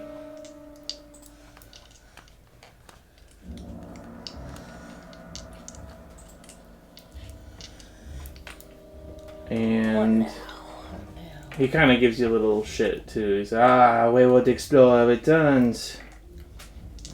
You fancy yourself adventurous, no? Perhaps you would prefer to lead the tour. Or did you find something more interesting than the wonders I have prepared for you? But before you can respond, the nervous husband pipes up. They were gone so long, I thought. You thought that we were dead? They are here now. He snaps. They will stay where I can see them, oui? And he gives you a pointed look before scoffing and turning on his heel. Come. We are nearly at the grand finale. So he leads you deeper still. The walls closing in. The air growing colder. The narrow corridor suddenly widens. And you step into a chamber unlike the rest. It is larger, grander, the ceiling arching just beyond the reach of the lantern's glow. The bones that lined the walls before are absent. Instead, the stone is etched with strange, swirling patterns, their lines almost hypnotic in the dim light. And there, standing at the far end of the chamber, is the alchemist's gate. It is an imposing structure, tall and wide, its surface carved with intricate runes that seem to twist and shift under the flickering light. The edges gleam as though dusted with gold, and the archway itself is perfectly smooth. Its center appearing almost reflective, though no true reflections form. Tourists murmur in awe and appreciation, one of them raising a hand to touch the stone, only for the guide to snatch their wrist away with surprising speed. Aha! This is no ordinary doorway, mes amis. You stand before the legendary Alchemist's Gate, the threshold between worlds. His voice drops to a whisper, his gaze sweeping over the group, lingering just long enough on each face to stir unease. Some say it leads to paradise, others to madness. Some say those who enter never return. And yet, gestures broadly, a devilish grin spreading across his face. perhaps one of you would care to test the truth? And he invites you to step through the alchemist's gate. Me? Any of you. And you can make me A psychology an check? art. You could make me a psychology check, you can make me an art, a spot hidden, or appraisal. Psychology check.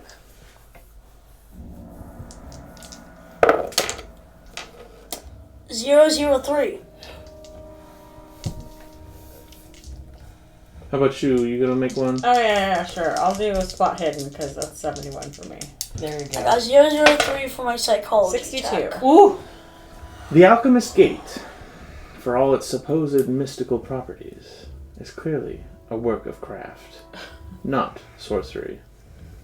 You can see the careful chiseling of the stone, the deliberate placement of sigils, and even the small imperfections that betray the human hand behind its creation.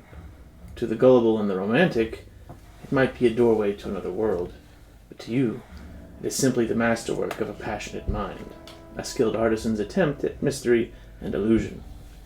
Still, it is impressive. The golden dusting along the edges catches the lantern's glow just so, and the swirling inscriptions seem to shift as you move, creating a mesmerizing effect. I will. The atmosphere of the chamber, deep within the earth, amplifies the illusion. Did you have a question, young man? Sir, I'll do it. you will step through? Yes. As you take in the scene,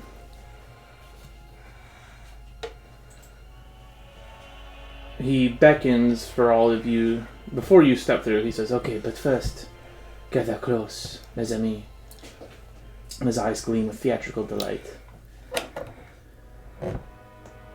The group leans in, tension building as he launches into his final tale. Long ago, when kings still bowed to scholars and alchemists dared to rewrite the laws of the universe, there was one who sought to unlock the greatest secrets of all. He paces before the gate, his shadow stretching across the chamber walls. He was known only as the alchemist, his name lost to time. He spoke the language of the stars. He bent fire to his will. And he was said to have discovered the means to travel beyond. His hand sweeps dramatically toward the carved stone archway. This is his final work. The gate to elsewhere. A portal, they say, that leads not just to another place, but to another realm. A place of eternal wisdom, or eternal torment. Who can say? The murmurs rise, a few step back, their nervous energy palpable. He closes his eyes as if drawing strength from unseen forces. Then with a sudden snap, he throws his arms wide, his voice rising in a final flourish. But beware, for those who cross this threshold never return the same. If they return at all. I want to And do a then psychology check on you that step. guy. Well, you said you're stepping through, so Yeah. now's the time. He says, "All right." Okay. So you step through, and as soon as you step through, the lantern sputters out, and darkness swallows the chamber whole. Oh, of course. Just a classic horror movie thing. It is absolute, a thick, suffocating void where even the echo of breath feels swallowed by the unseen depths. And then a faint glow rises from the gate. At first it's barely there, a soft shimmer along the carved inscriptions, like the last embers of a dying fire. And then it grows, spreading across the stone surface, illuminating the chamber with an eerie, otherworldly pallor. Somewhere in the inky blackness, a whispering sound stirs. A sudden gasp from one of the tourists. Someone stumbles back, their fear tangible. A scramble of footsteps, hands fumbling in the dark. The scrape of a boot against stone. A woman whimpers. A man mutters prayers. And then, light. The lantern flares back to life, flickering wildly in the guide's trembling grip. Then he shouts, his voice breaking the unnatural hush. "Run! Follow me! The alchemist is coming!" And he doesn't wait. He doesn't give you time for questions. He turns on his heel and starts leading you back through the winding maze of bones and corridors. The glowing gate fades behind you. Through twists and turns, through the corridors of the dead, the guide moves with certainty, until at last you emerge into a more familiar section of the catacombs, where the air feels just a touch less oppressive. The group staggers to a stop, catching their breath. A few people laugh nervously. Others whisper amongst themselves. The guide, ever the showman, takes a deep breath and then claps his hands together. "That," he announces, still a little breathless himself, "was too close. You are lucky. Fortunate beyond words. You have seen what few have and live to tell the tale." And who, I ask you, led you through the land, back to the land of the living? He grins, his hands extending expectantly. I did. And he gives a meaningful shake of his palm. Any tip would be most welcome. Of course. After all, I have just saved your lives. With an exaggerated flourish, the guide dusts off his coat and grins at you. So, are you going to tip him? 1 franc. 1. Oh, thank you, so generous. Now, let us get back to the land of the living. No, it was a little bit of bullcrap. But you know there's something, because you went there. And if you'd Yeah. been able to get through that gate, who knows what that would have been. His voice is jovial, but there's a flicker of something in his eyes. Perhaps amusement at your frayed nerves, or maybe just the satisfaction of a job well done. He turns, lantern held high, and leads you upward, through the twisting corridors of stacked bones and narrow passageways. The air feels lighter as you ascend, the weight of the underworld easing with each step. Finally, a gust of cool city air greets you as you step out into the cobblestone streets of Paris. The glow of electric street lamps casts long shadows, and the distant sounds of the city, laughter, carriage wheels, music spilling from the cafes, seems almost unreal after the silence of the catacombs. The guide spins on his heel, tipping his hat with a dramatic bow. And so, my friends, you live to see another day. But do not forget what you have witnessed beneath the streets of Paris. Tell your friends, your family, and any who seek thrills and mysteries of the legendary Alchemist's Gate Catacomb Tour. He winks, clasps his hand together, and gestures towards the city.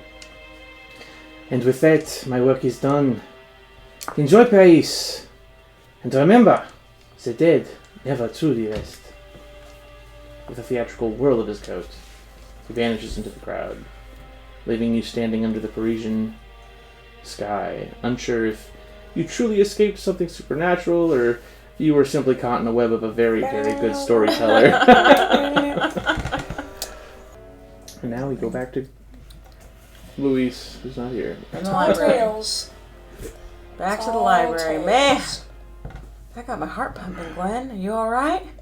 Okay, number 1, that was a tall tale. I that know it was, but not, it was still scary. not It really. was scary before we had to go back to the group. Not really. You weren't scared? What No. was that on the other side of that gate? That was the real Alchemist Gate. Probably.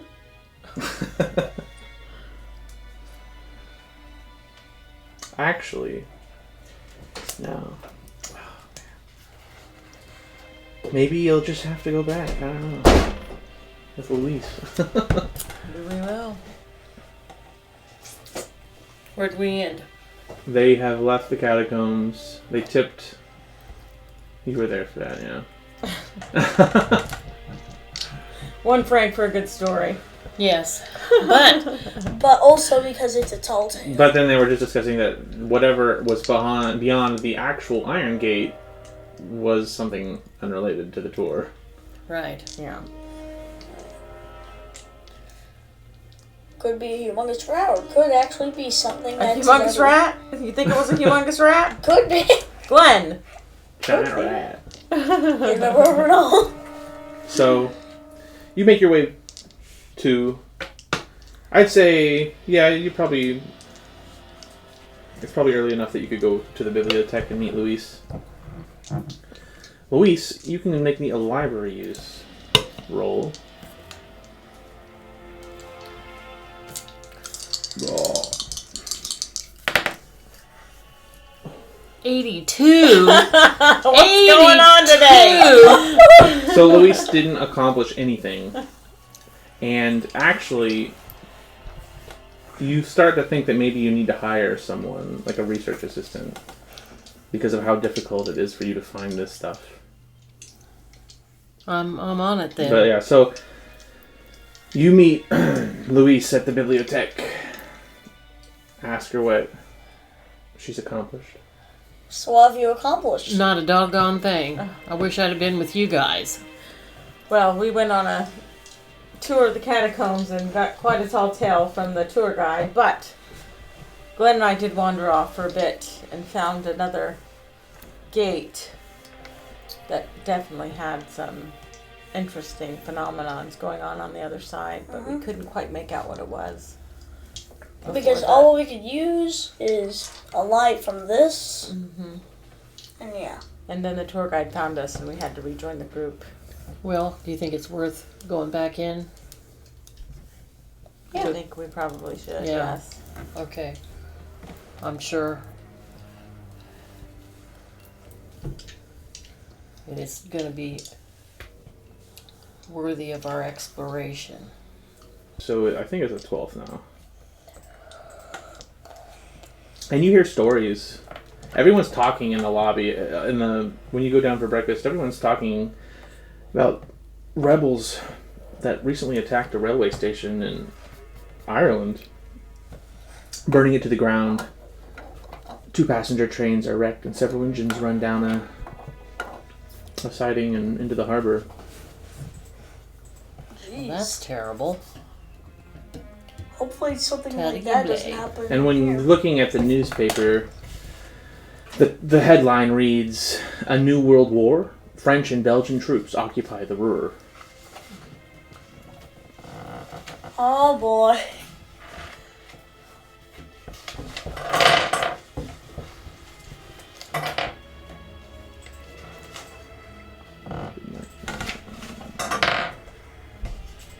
Okay. So where are you going to go first? We're going to go to the library, or do you want to go back to the catacombs? Well, I think Headphones. Yeah, I think so. I think the catacombs is a good place to go to just bear out what is really going on. But maybe we should get an actual light better than just cigar light. Right, we need to get Like a prepared. lantern. Mm-hmm. Okay. Yeah, you can easily go find a lantern. Alright, so yeah, you go back to the catacombs. And the tour guide is not there today. He is nowhere to be found. But you can still go into the catacombs. Are we going to follow with a group, or are we just going to go independently? Well, there's no tour, Just so the there's no three of us. group. Okay. So it'll just be the 3 of you this time. Independence.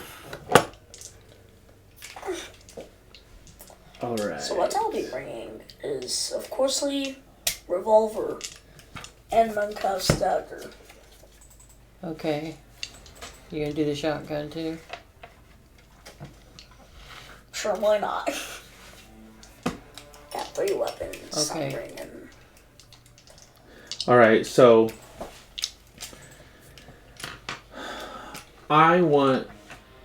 so you're trying to go back to that gate. I need you to make the intelligence checks. So you can Everybody? remember Oh my. just the ones who've okay. been there before. Shoot. 71. 79. What's your intelligence? 70, both of us. You can spend 1 luck point to make that a Yes. success. Yes, sir.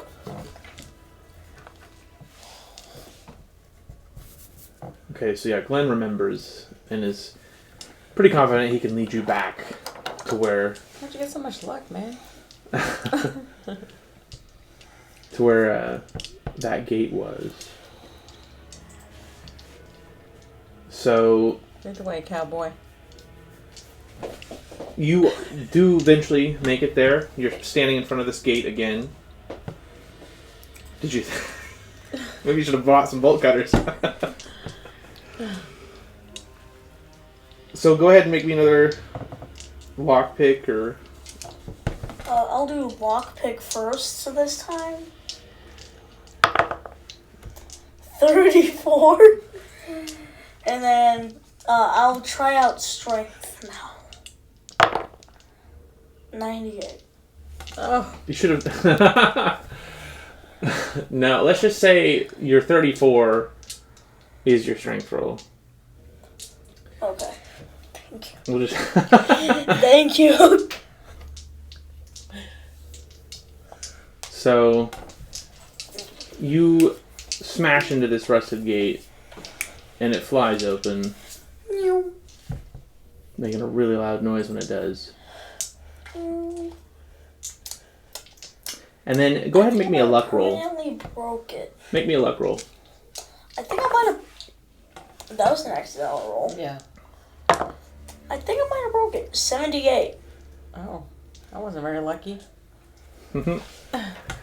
Make me a luck roll as well, Florence. 78. God damn! Wait. You. Sure, I guess you can make a luck roll too. Me, I can make a luck. Why not? Okay. Everybody, let's see how unlucky we are today.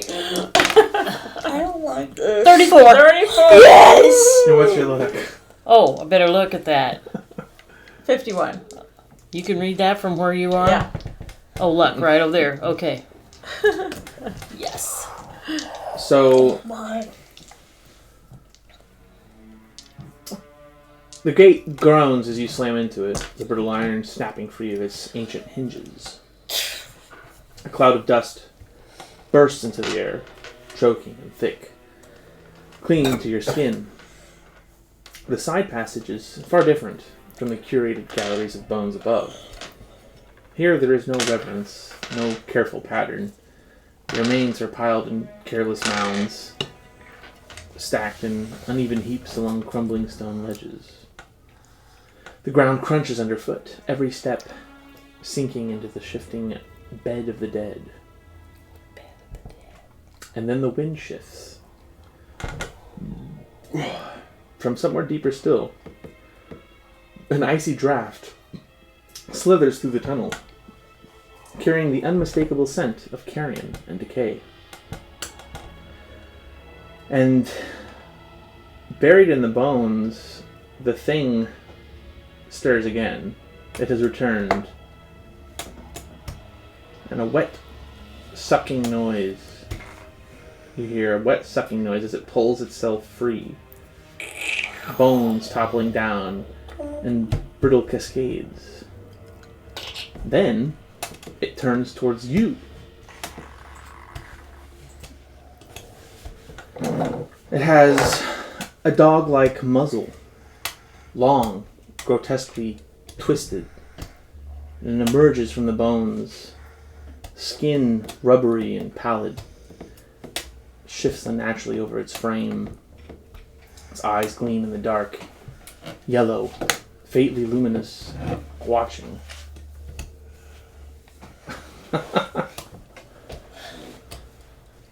The scar across its muzzle is deep, cutting through puckered flesh, a mark of some old battle. A few of its fangs are broken, jagged edges bared in something that is not quite a snarl nor a smile. And I need all three of you to make a sanity check.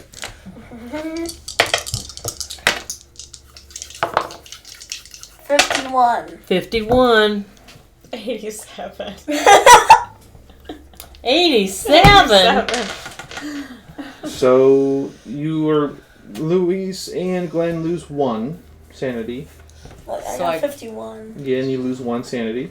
Wait, I want to roll higher than my sanity? No, you lose 1 sanity. Oh, wait. Oh, yeah. You've passed your sanity check, so you only lose 1 sanity. Florence, you are gonna have to roll a d6. Oh, my. Let's just hope you're lucky. 5. Oh gosh. Alright, so yeah, you'll lose 5 sanity. What fun. Why? Just why? And Why our nurse? Why? you're gonna have a bout of madness as well.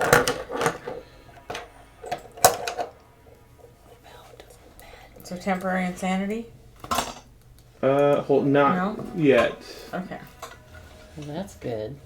Anyways, this is always so complicated. You're definitely insane? What's that? I mean, it's insane forever. Oh. Alright. So you're gonna make me an intelligence roll. Oh, my prescriptions are ready. No, her. Intelligence roll. Alright. 60. My intelligence is 70. So that's passed. So you are, in fact, going to be temporarily insane. Okay.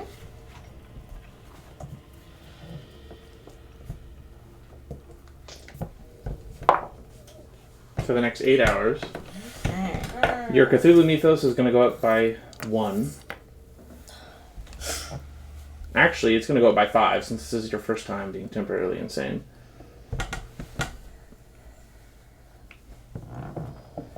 And then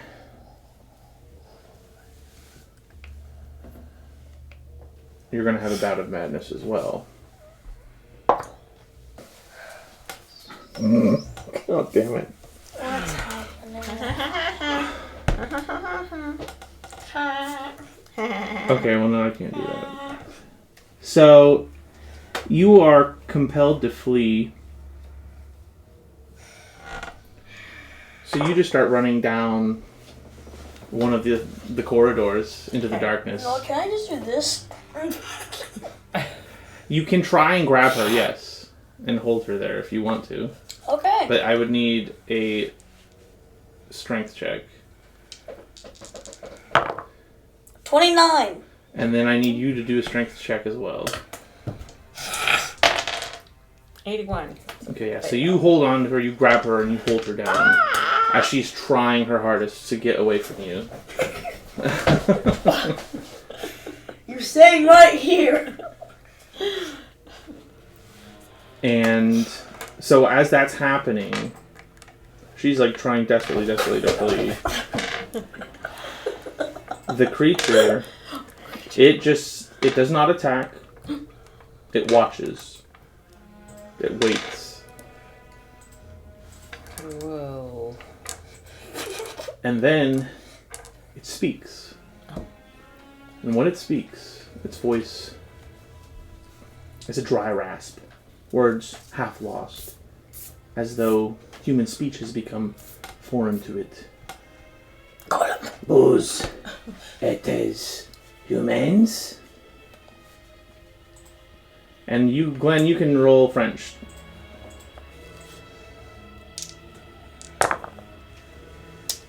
$18.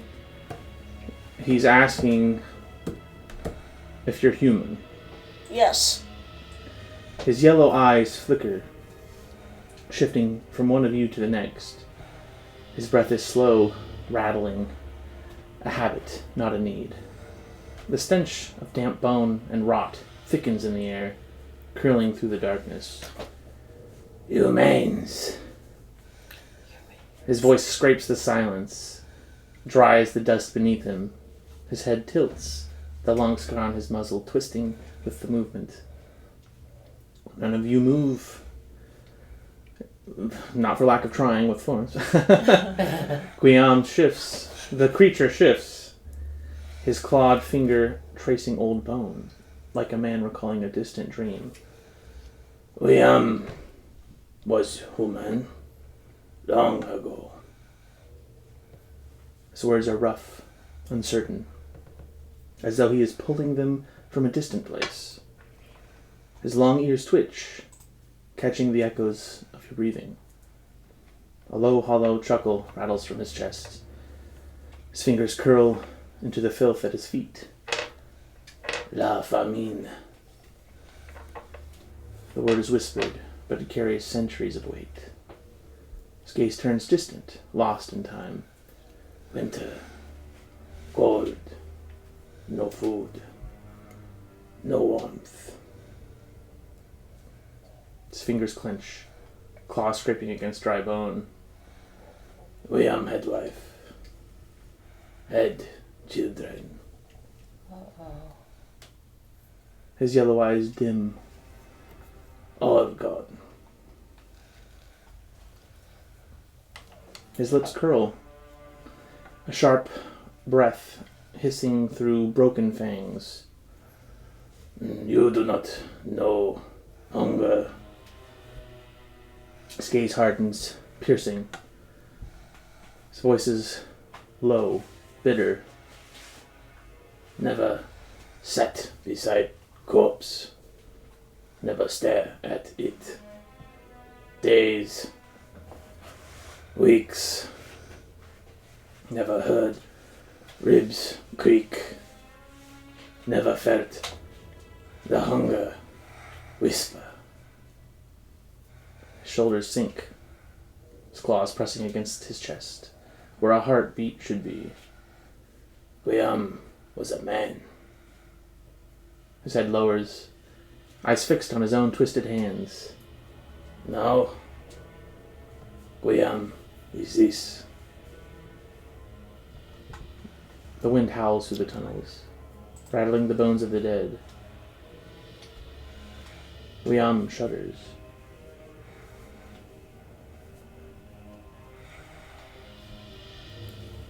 And make me another strength check to see if you can hold on to Florence. Oh my. 007. Alright, Florence, see if you can roll better than that. 99. Alright, so she's not going anywhere. Whoa. You got me, Glenn. You got me. You got me, man. You got me.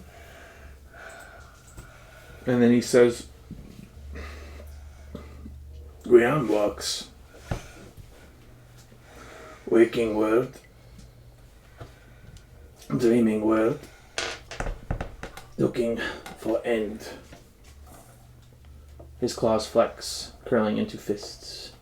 No end. His glowing eyes rise to yours.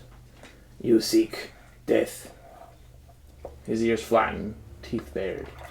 or you seek worse. And you can also make me, any of you can make me, well, except for Florence, can make me a psychology check. I'm already nutty. 39. 36. 45.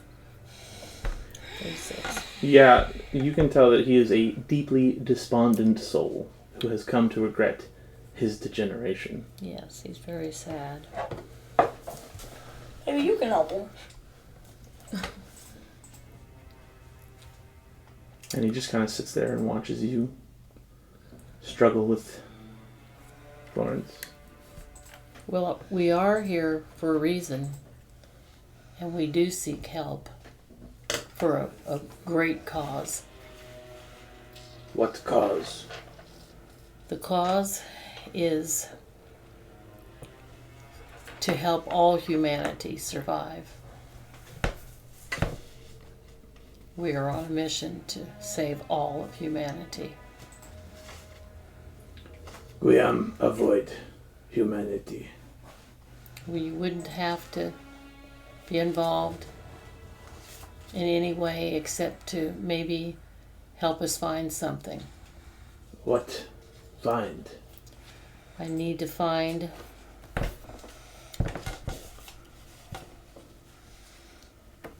a part of what was once called,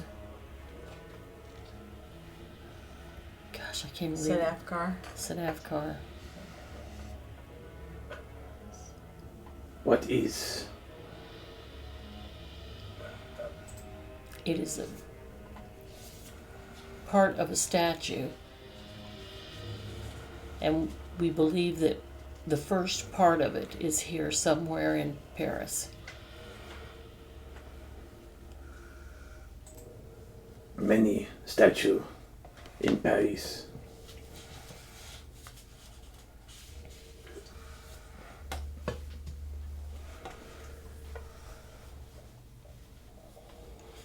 It was once owned by a man by the name of Fenelek. Guillaume's glowing eyes narrow at the name. His muzzle wrinkles, revealing broken fangs, and a low growl rumbles from deep within his chest. Feneric. Then he hisses, the name dripping with loathing. He shifts uneasily, the bones beneath him cracking under his weight. Guillaume know him. Know he stink. His clawed fingers twitch against the filth. That one play with flesh. tow it, shape it, gave remains to those below. His gaze turns distant, lost in time, flickering between rage and old fear. The Count, Yes. he had thing, white, like stone, Yes. but not in cellar. His head tilts, his expression twisted in recollection. Touched it, spoke to it, whispered. His ears flick, his claws digging into the damp earth. Not thing, like lover. His lips curl, his voice thick with contempt. He caress, hold it, swear. Swear if taken, he hunt. Hunt thief down.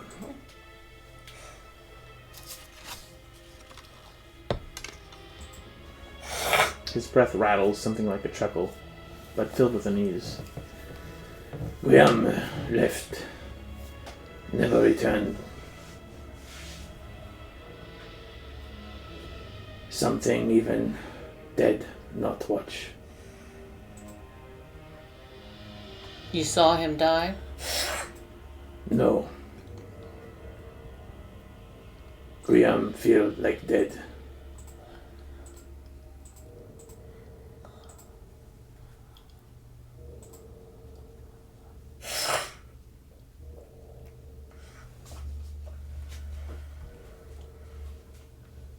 Well, we heard that he had an affair with Queen Marie Antoinette, and that he was brought down here to the catacombs to be dealt with. But we do not know what is. No, not down here. No Benedict here. Benedict above.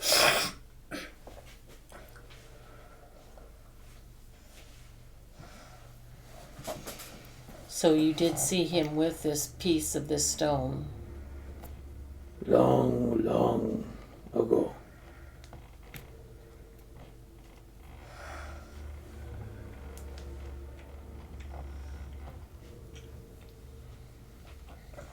Did you ever see this stone after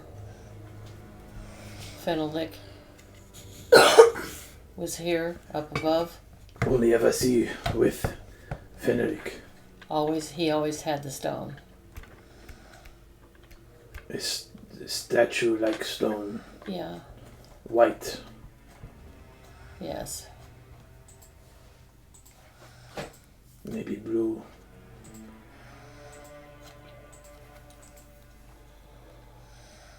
So when you saw him with it, was it whole or was it broken? Never see broken. Okay, so you just saw it whole. Okay.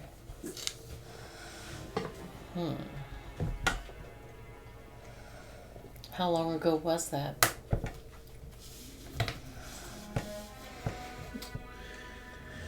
You see his face kind of like scrunch up as he tries to think about that question. Not know. How long?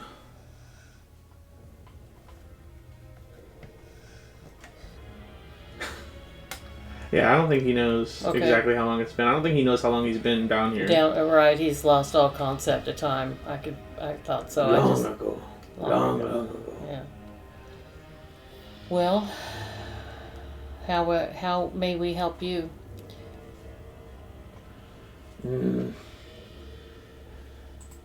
Leave alone. Okay. Tell no one. It's nice to feel human again. Have not spoken so long.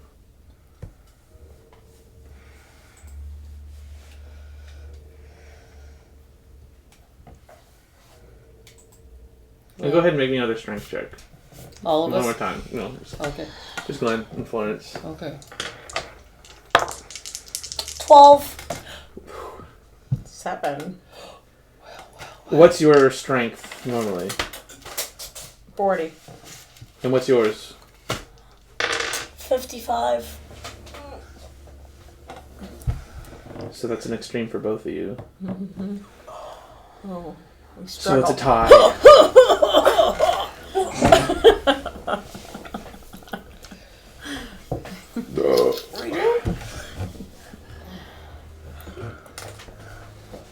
So yeah, she breaks free and starts running off Running. down the hall. Well, we got our information. We gave our condolences. So we're gonna all go together, right? And chase after her. Make sure she doesn't get Yeah. lost. Yeah. Let's do Good it. idea. Okay. All right, let's. Okay. Yeah. Well, she's already. Glenn held her down for so long that it doesn't take long before she does eventually come to her senses Okay. and realizes, Okay. you know, what am I doing? I don't want to get lost down here.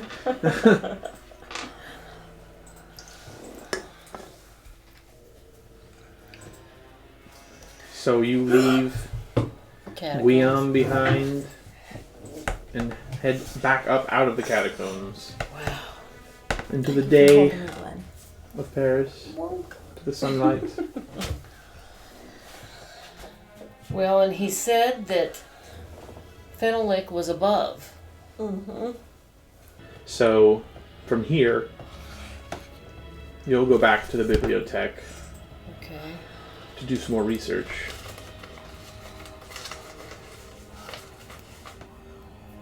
Do you want to hire a research assistant? Yes. Gotta do that. So, while you're there, you ask one of the librarians about acquiring a research assistant. And you're directed to a student named Renmi Van Gien? Van Eyne? I don't know how you would say that. We're just calling Remy. Yeah, Remy. Remy? Remy. And yeah, he happens to be here, in fact. He happens to be here, in fact. In the bibliothèque. So yeah, Remy Van Gien is who you're directed to. At one of the long wooden tables, a young man with sharp features and dark... I don't know if I made a picture for him, actually.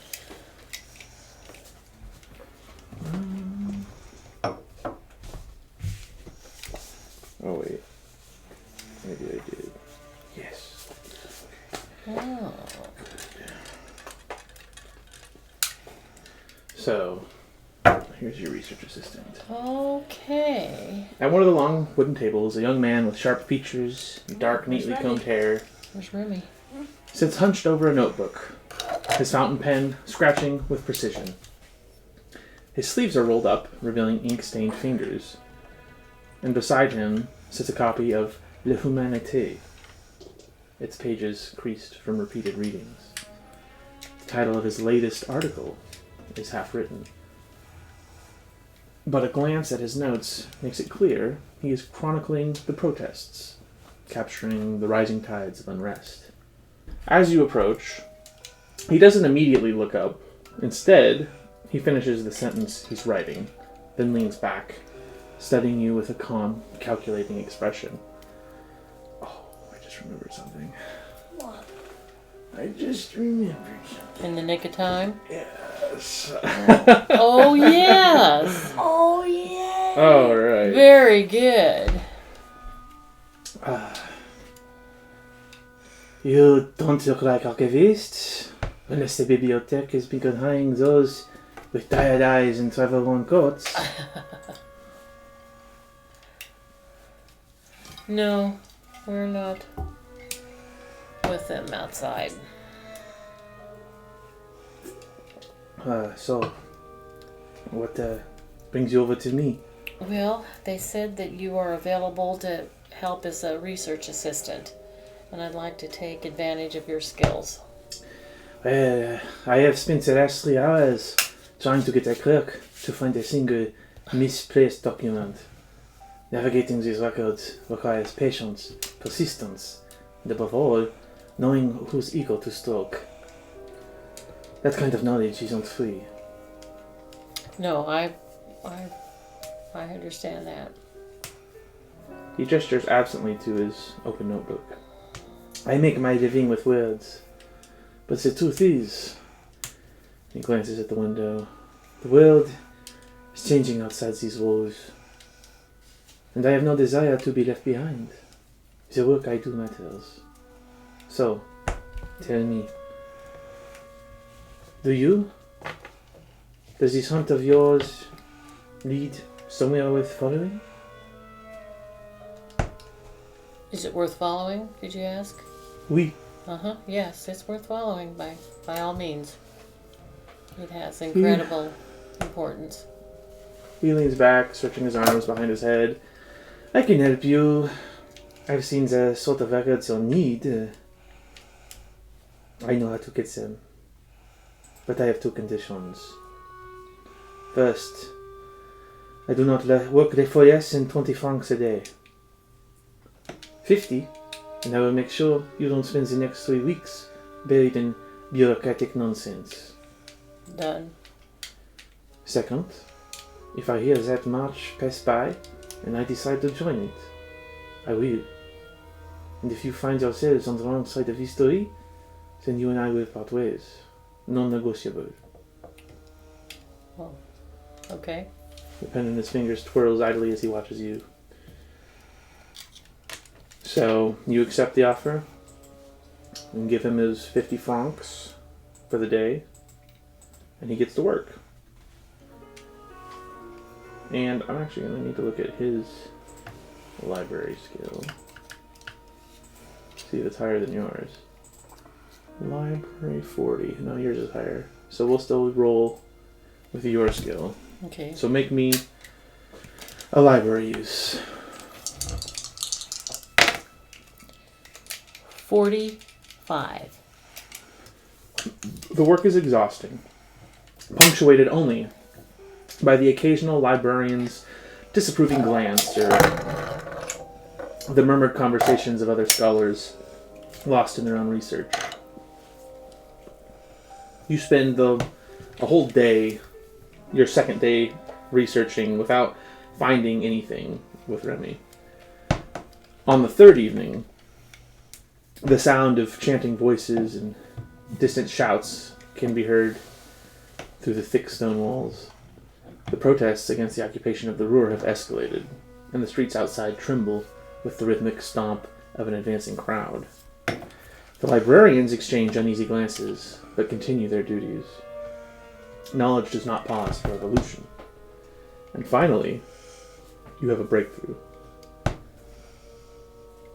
The Diary of a Mademoiselle de Brienne, a delicate volume, water-damaged and faded with age. It is unearthed from the archives. Frail pages, some barely legible, whisper of life in the Queen's court, a record of jealousies, affairs, and petty intrigues that defined the dying days of the ancient regime. But amid the trivialities, something darker emerges. A single entry from June 1789 speaks of a man. June 1789. Diary of Mademoiselle Brienne. The Comte was like a sun amongst us, shedding his light and making all rejoice in his pleasures. His feasts are said to be the most lavish and lascivious yet seen in our city. It was then that it became apparent that much evil was afoot, and the Queen became angered. The king's men did raid the house, and much was destroyed, and the Comte was arrested. Ooh, that was June 1789.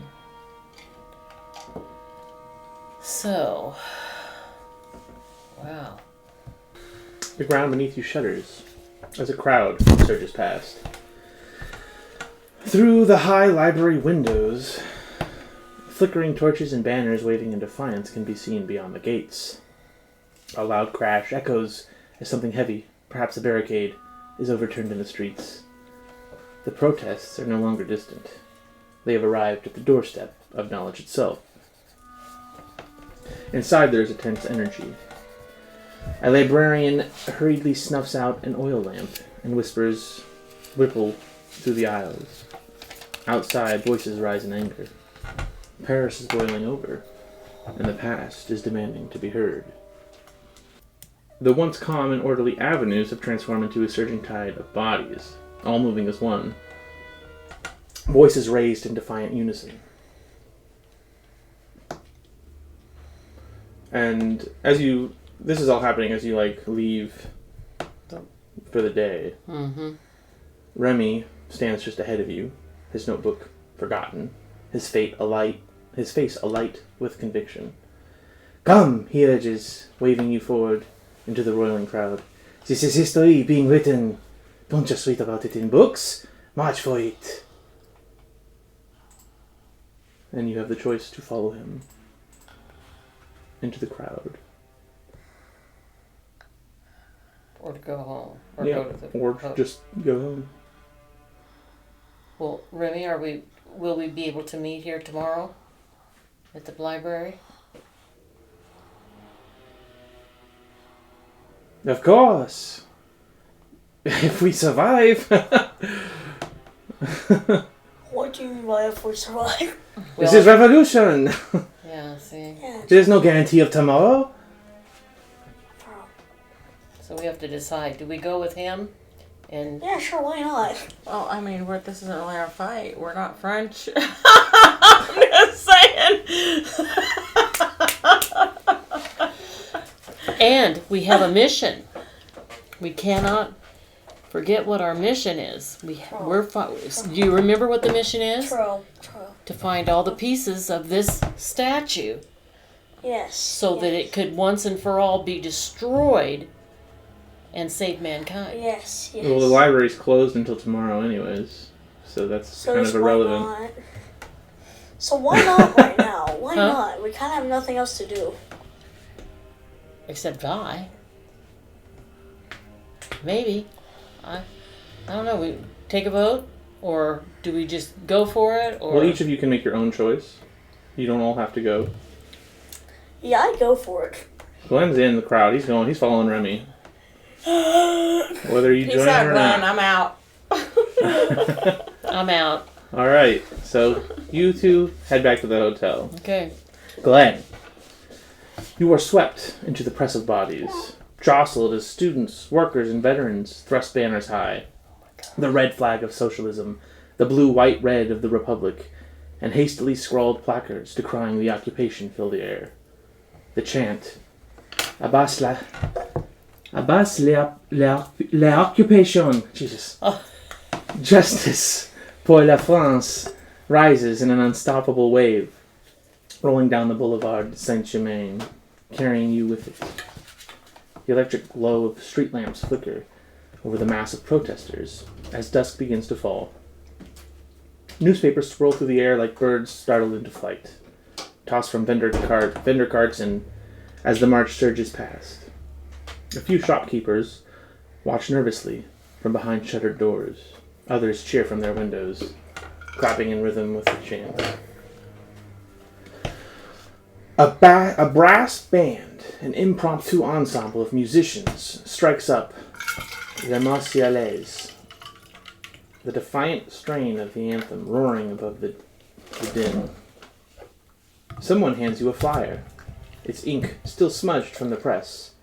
It reads, "Workers of France, unite against tyranny. The Ruhr belongs to us."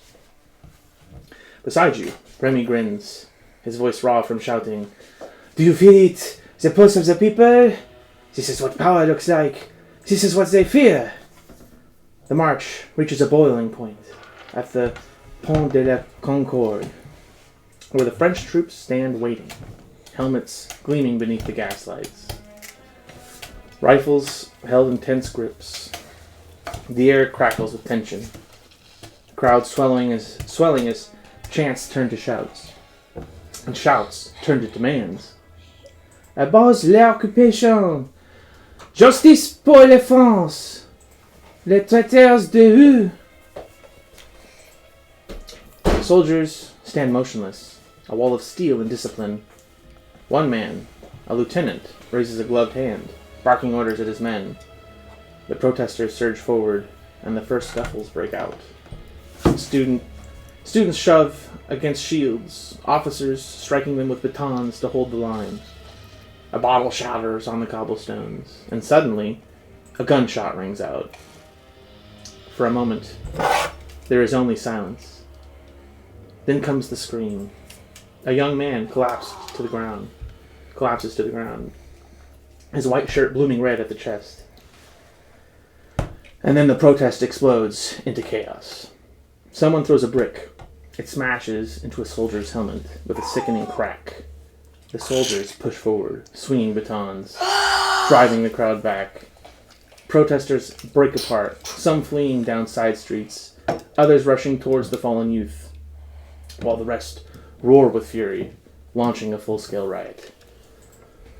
Remy grabs your arm, his face pale but determined. And I pull out my no. revolver. Grammy. They've drawn blood. The people won't back down now.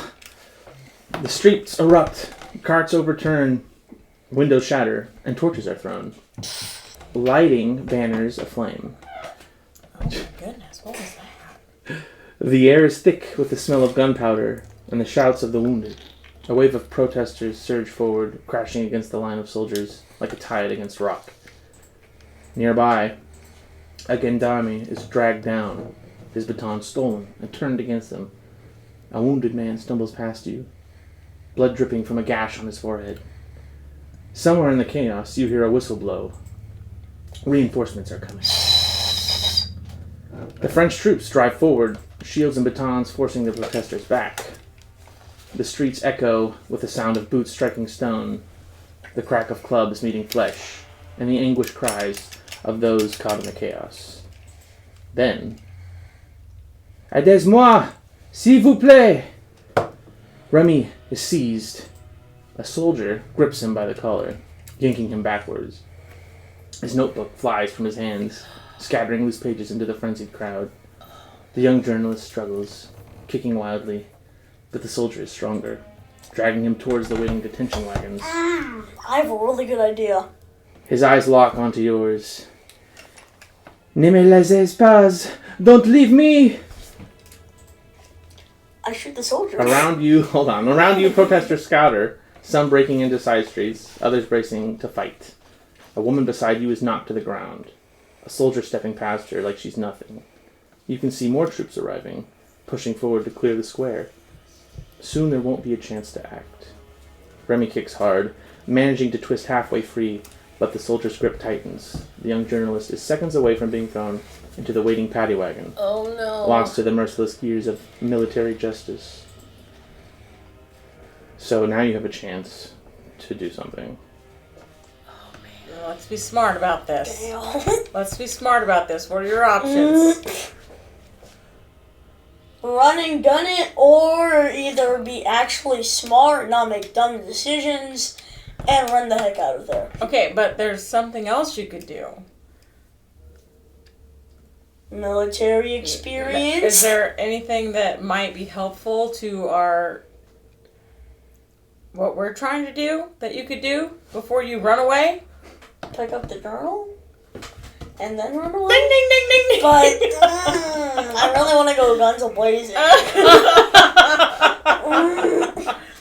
This is a Follow hard your heart. choice for me. Only you can decide, man. Only you can decide. Yeah. I'm rolling it. What are you rolling for? To see if I. You're just gonna shoot him? Shoot the police officer? No, I mean like I'm rolling it to see that isn't like which one I'm gonna do. I can't decide. Oh, Okay. what number means what, man? Somebody decide what number means what.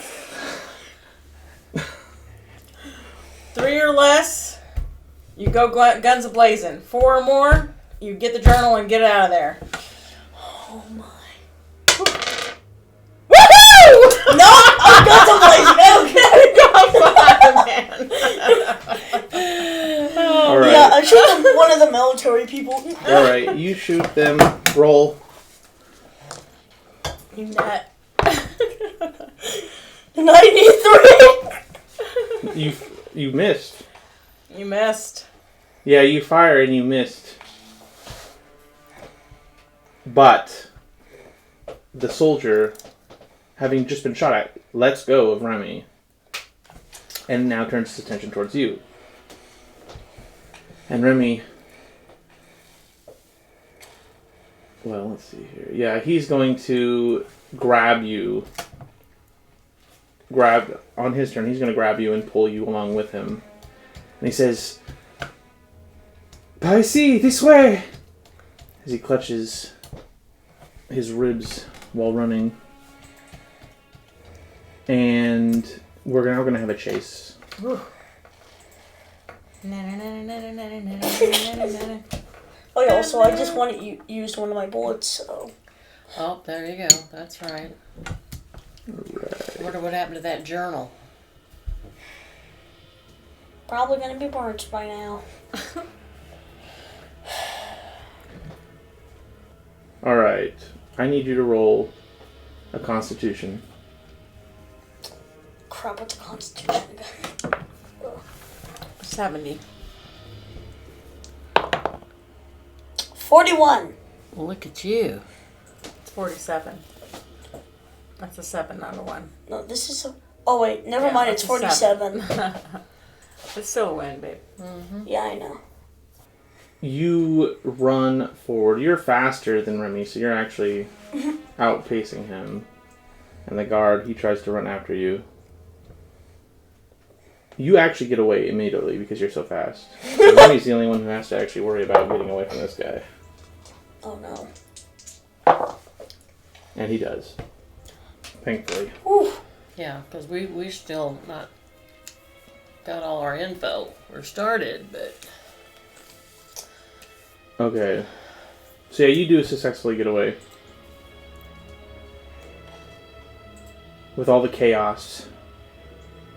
The soldiers pressing forward and chaos swallowing the street. You and Remy get away from the soldier. He stumbles, nearly falling, but you keep him moving.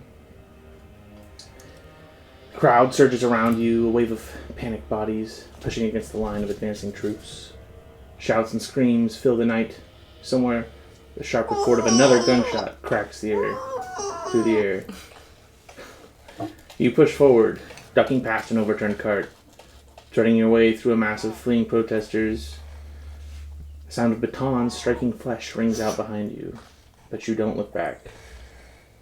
A narrow alleyway opens ahead, a sliver of darkness between two looming buildings. Without hesitation, you slip into the shadows, dragging Remy with you. The moment you're inside, he collapses against the brick wall, panting. "Merde! I thought I was finished." His hands are shaking and his eyes are wild. Glow of torches and streetlights flicker at the alley's entrance, but no one has followed you. Another protester, a young woman with blood on her cheek, squeezes into the alley beside you, pressing a hand to her ribs. She winces. "They're arresting anyone they catch. If they see you again, you're finished." I wish I had another bandana on me. You have to find a place to hide. Remy nods towards a side street, barely visible in the dim light. "I know a cafe nearby. They won't ask questions. We can stay there until the street's quiet." The sound of the riot still echoes, but the shouting is growing more distant. The soldiers are pushing the crowd further away. For now, you've escaped. But Paris is no longer safe tonight. Next morning... We made it back to our hotel. Yeah, you made it back to your hotel, no problem. And you meet up with Glenn the next morning as he comes in, looking rather exhausted. Wow, boy.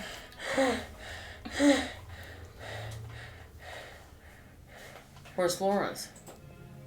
The hotel. Back to the hotel Oh, too. oh, that's right. That's right. Okay, okay. I'm still thinking I'm out in the streets watching him, but I wasn't there. Yeah, we left. Right. Okay. Yeah, you did that all I solo. got all caught up in that that thing. Oh. And with the sound effects I made. So you return to the bibliothèque, I'm assuming? Yes. Do more research? Yeah, and is Remy gonna meet us there? He Remy is there. he's He's there. waiting. Okay, there he He's goes. already gotten started before you've even arrived. Okay. He owes us now. He owes you big time. Right, yes. If it were not for Glenn, he would not still be working for you. That's right. Or anybody else. Yeah, he probably would have gotten shot. Yeah. Yeah. So, the fourth day of research in the Bibliothèque Nationale has been exhausting, filled with dead ends, frustration, and too many fragile pages of dry history that lead nowhere. But as you prepare to leave, one of the librarians, an older man with a thin frame and a deliberate, careful way of speaking, offers a suggestion. If it is the king's men you are interested in, I would direct you to the Bibliothèque de l'Arsenal. The archives of the Bastille are kept there. If a man like this, Comte Feneric, was arrested by the crown, could be recorded there. That is where you will find the truth, if any still exists. And what is the name of this library again? The Bibliothèque de l'Arsenal. Arsenal. Ah, I actually should give you a map of France. That should have done it. Also, you have a map of air routes. If you are ever in need of taking a plane from one city to another for some crazy reason, I don't know why. but Time. It's an option. Time factor. And then here is another map of the surrounding Oh my gosh. area. Oh, Victor doesn't know what to do with all these maps. How much maps are there gonna be? Do you like maps? No. No, No, not at It's all. not about the map. He immediately put the maps down as soon as Christian handed them over. Also, make a library use. Everybody? Oh, Just 1, Louise. 2. Well, the Bibliothèque de Arsenal is a different location than the Bibliothèque. Yeah. Yeah. Okay, what are we doing? Library check? No, No, just Louise. these. 77, and I've got 73. Oh man. You Duh. could spend luck. I could spin luck. Okay. I'm pretty sure I that's like that. mostly the point of luck. That's mostly the point of luck. But if you spend it, then you're going to fail your luck rolls all the time. Yeah. To let you know, yes, I did just reload. Alright. So Noted. that you know why I have all bullets. Noted. So now I need an occult roll or a luck roll, whichever is higher. For you, it's luck, I know. 36. Everybody? Well, no, just her. While looking for information on the Sedefkar simulacrum, you find reference to the Devil's Simulare, an illuminated Latin manuscript. It was written by an anonymous Cistercian monk around 1260 and bound as a book in Venice in 1505. The book is considered apocrypha and the work of a mad cleric. It is known of in occult circles, but the only known copy was kept in the Church of San Marie Celeste in Venice. It is now the 14th, I think. What does MALF stand for? Like MALF. Does that stand for Malfunction. manufacturing? Oh. Is Remy still with us? Yeah, Okay. that's all. So you've spent the day. The bibliothèque is closing now. That's another day's research done. And you have the option of... I think you probably can't go to the Bibliothèque Arsenal just yet. And we found this information in the Bibliothèque The only place you've been Regional. researching, which is the Okay. National Library. Okay.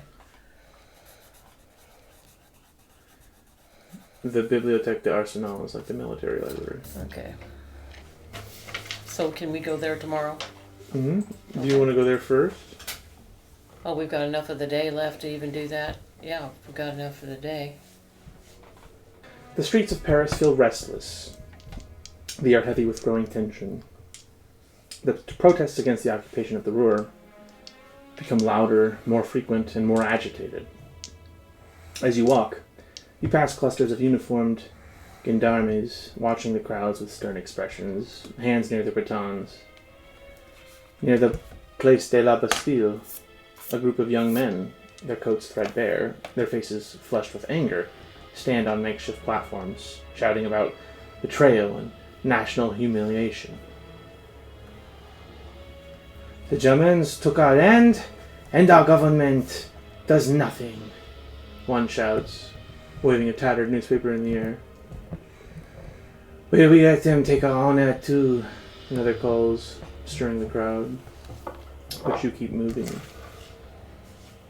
Tucked behind tall iron gates and weathered stone, the Bibliothèque de l'Arsenal feels more solemn than the Bibliothèque Nationale. It is smaller, more intimate, and yet heavier, a place filled with secrets and histories not meant for the public eye. Inside, the air is thick with the scent of old parchment and dust. The sound of turning pages, scratching pens fills the hushed space. Upon arriving, you are directed to the archives of the Bastille, where records of the monarchy's prisoners have been kept for more than a century. Now you can make me a library roll. Okay.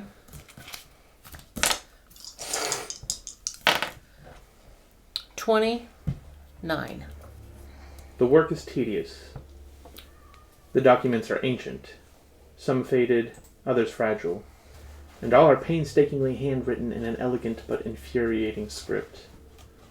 You comb through pages filled with the names of prisoners, the reasons for their arrests, their sentences, and their fates. Most are unremarkable. Thieves, smugglers, political agitators, petty nobles who fell out of favor. Then at last, something different. A captain's diary. A detailed account of a raid on a noble's home in Poissy. A name you know all too well. Comte Fenwick. Finally. We know that name, don't we? Yes, we do. Before I do this, make me one more library roll. 58. Along with the captain's diary is you do some further research and find a detailed record of goods seized from the Comte's mansion and presented to the treasury, including paintings, snuff boxes, wine, silk clothing, and an incomplete statuary. Whoa.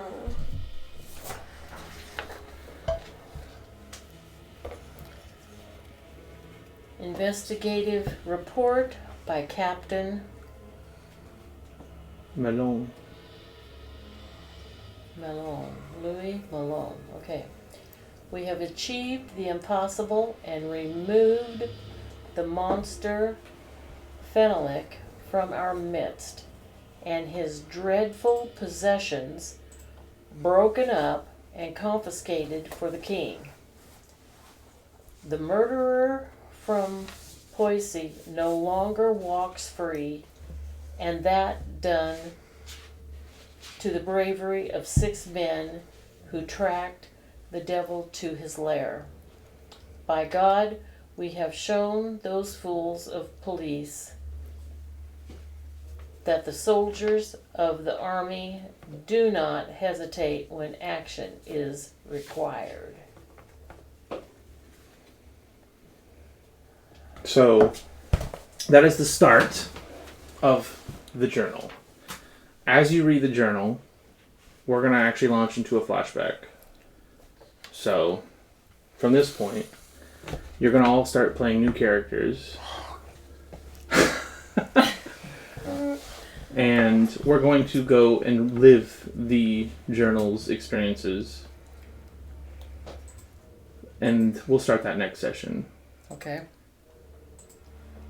Bum bum bum. Do we get to know about our new characters? Yes, before I have we go? 6 Okay. characters Oh, that you can yes. choose from. Okay. I'll show them all to you so you can pick. So Okay. pre-made.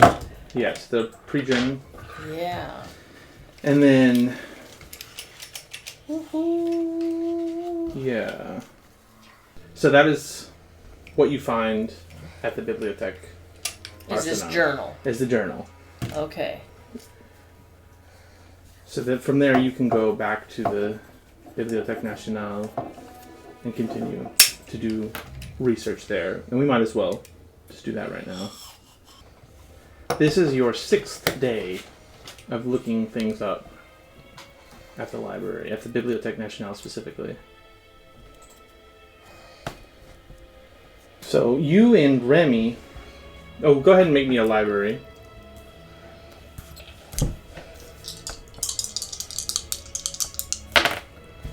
$26. You and Remy spend the next 2 grueling days combing through old manuscripts, physicians' records, and court documents. The weight of dust clinging to your fingers as you turn through the yellowed pages, each promising revelation, but delivering only frustration. You trace false leads. There are mentions of Charenton, but no direct connection to phenolic. Physicians from the 1780s and 1790s kept detailed accounts, yet most are concerned with royal health, political intrigue, and mundane medical affairs. Then at last, in a forgotten journal, hidden amongst the volumes of medical history, you find his name.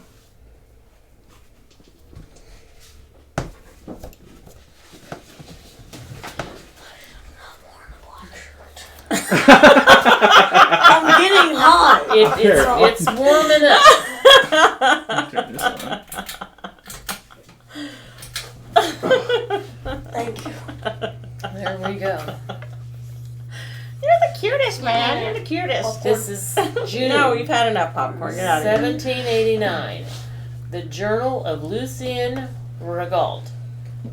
2 nights later, the soldiers of the king went in force to the Comte's villa to halt his excesses. After they burned his mansion, they brought the Comte before the king's deputy, who then ordered me present to deliver an opinion. Comte Fenelic was screaming and writhing. It was easy to see that he was mad.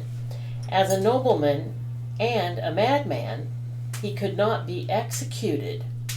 So I suggested that a merciful king might place Fenelic in Charenton. The king's deputy apparently decided upon this course and arranged that Fenelic be taken there. Later, the king expressed his approval, and the disposition was made permanent. The last I learned of him was that he had been locked away in a cellar because he had attacked other patients.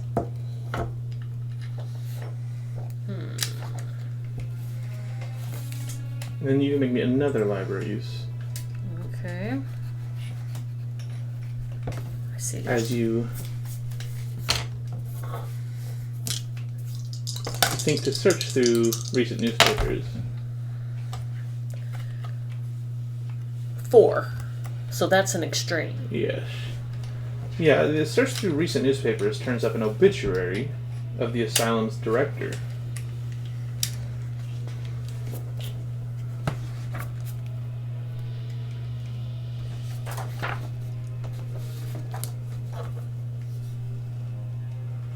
We mourn the loss of our esteemed director.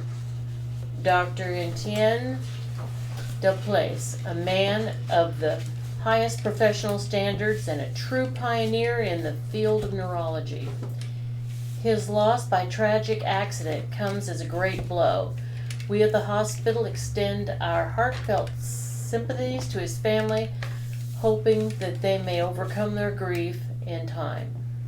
Dr. Delaplace will be missed by the Charenton community, Paris at large, the glorious nation of France, and civilized men everywhere.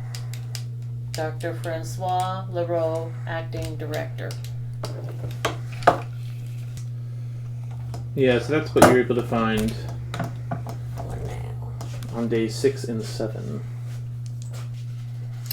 Well, I wonder if this Dr. Etienne Delaplace is a lead we should follow. Because why would you give Is that the one that died? Mm-hmm. If there's something in his records. When you're looking, yeah, because you were looking up just anything about this Charenton asylum. Right. And that's what you found. That's all that, So is that the record just died. And there's a new guy working okay. there. So we need to go to that asylum and look up. Since he's dead, we should be able to get Phenolix records, is what I'm thinking. Is that an option? Going to the asylum? Yeah. Okay, good. So that's... Yes, I agree. We should check it out. Check that out. Okay. How you feel about that, Glenn? Good. Good? You want to go to the loony bin? The what? The loony bin. That's what they used to call the I know. psychiatric hospitals back in the day. Sure, why not? I mean, that's where he was. And so his written In records... the cellar, apparently, at some point. Yeah. Because he was attacking the other patients. You should think you go check that place out? sure. Yeah? You step out onto the graveled path leading That's where we're going, right there. to Charenton, the asylum of Charenton. The sheer scale of the place is intimidating. Its great facades sprawling across the landscape, like a fortress of the mind. The Italian-style arcades and high-arched windows betray an attempt at elegance, but they do little to soften the cold reality of its purpose. A faint breeze stirs the air, carrying with it the distant muffled sounds from within. Laughter, weeping, the occasional shout, all tangled together like a symphony of fractured minds. The massive iron gates stand ajar, guarded by a pair of watchful orderlies in stiff uniforms. Their faces impassive as they glance at your arrival. Inside the courtyard, patients wander aimlessly, some muttering to themselves, others simply staring at nothing. A gardener, dressed in faded clothes, prunes the hedges, paying no mind to the figures drifting past him. A woman in a tattered shawl sits by a dry fountain, tracing patterns in the dust with her finger, her lips moving in silent conversation with something unseen.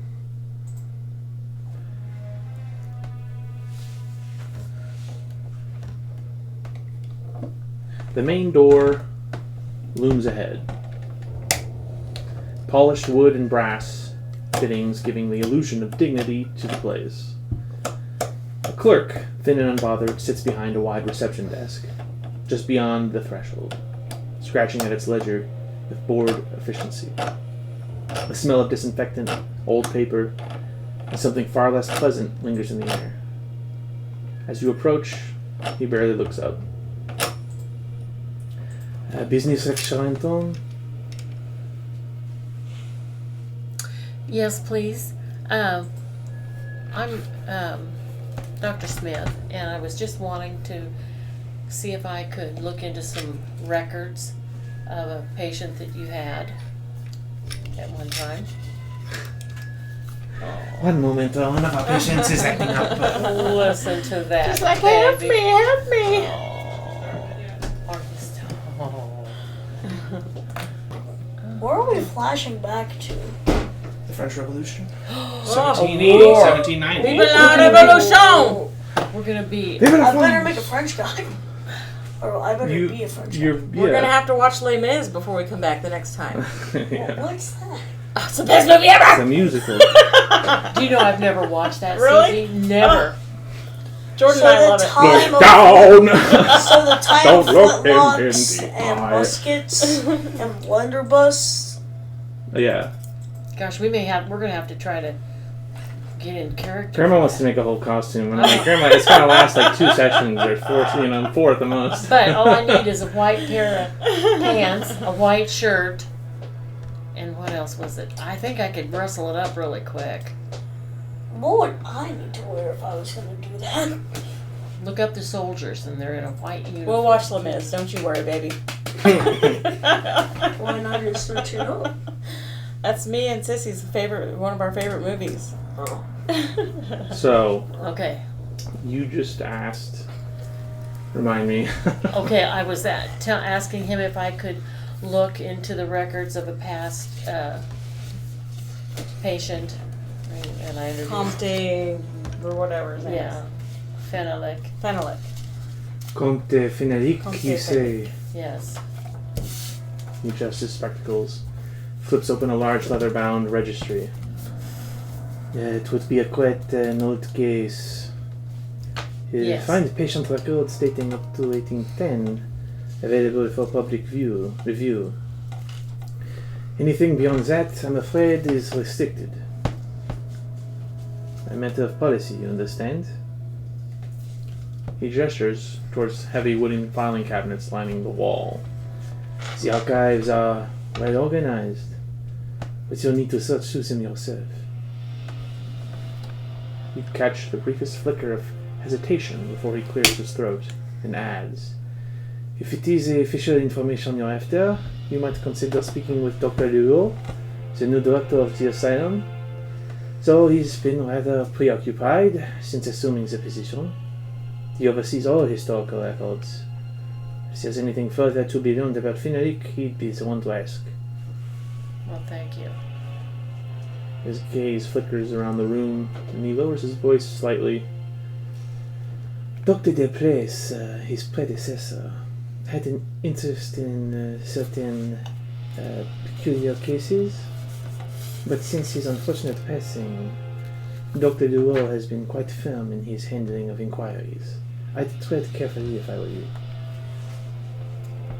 Okay, thank you for that. He taps the ledger twice and leans back in his chair. Now, if he has nothing else, I do have other duties. Feel free to make use of the archives, Thank you. but please return the files exactly as you found them. I will. So you head over To to the the archives. yeah, on the walls there. The room is filled with wooden cabinets, each drawer stuffed with handwritten patient files. Some are brittle with age, their ink faded into spidery lines. Searching through the records, you begin combing through admissions from the late 18th century, finger tracing over the names of long-forgotten souls locked away for their ailments, some of the mind, others perhaps something far worse. So go ahead and make me a library use. And you have to combine that with a French roll from old Victor here. 24. 39. Woohoo! We're in. And what's your French? 36? 30. No, it's more than 33 because you were 35. So 4 luck. Cost you 4 luck. You want to spend it? That'd leave you 57 luck. That's a lot of luck, man. Sure, why not? Eventually, you come across a record that stands out. Comte Fenelic. The name is scrawled in sharp, hurried handwriting. The ink darker, as if more pressure had been applied when writing it. The date matches the account from the captain's diary. The year 1789. Notes attached to the entry are cryptic and disjointed. References to his condition are vague, but one phrase stands out. madness beyond reason. Containment is necessary for the safety of all. After that, there is no mention of Fenelek, not even of his death. And you can make me an education roll. Anyone. Let's see what I've So got. we can do everybody? Oh, mine's 80. Okay, Mine go is 70. for it. 25. Okay. You surmise he most likely died shortly after being admitted, perhaps before proper bookkeeping began.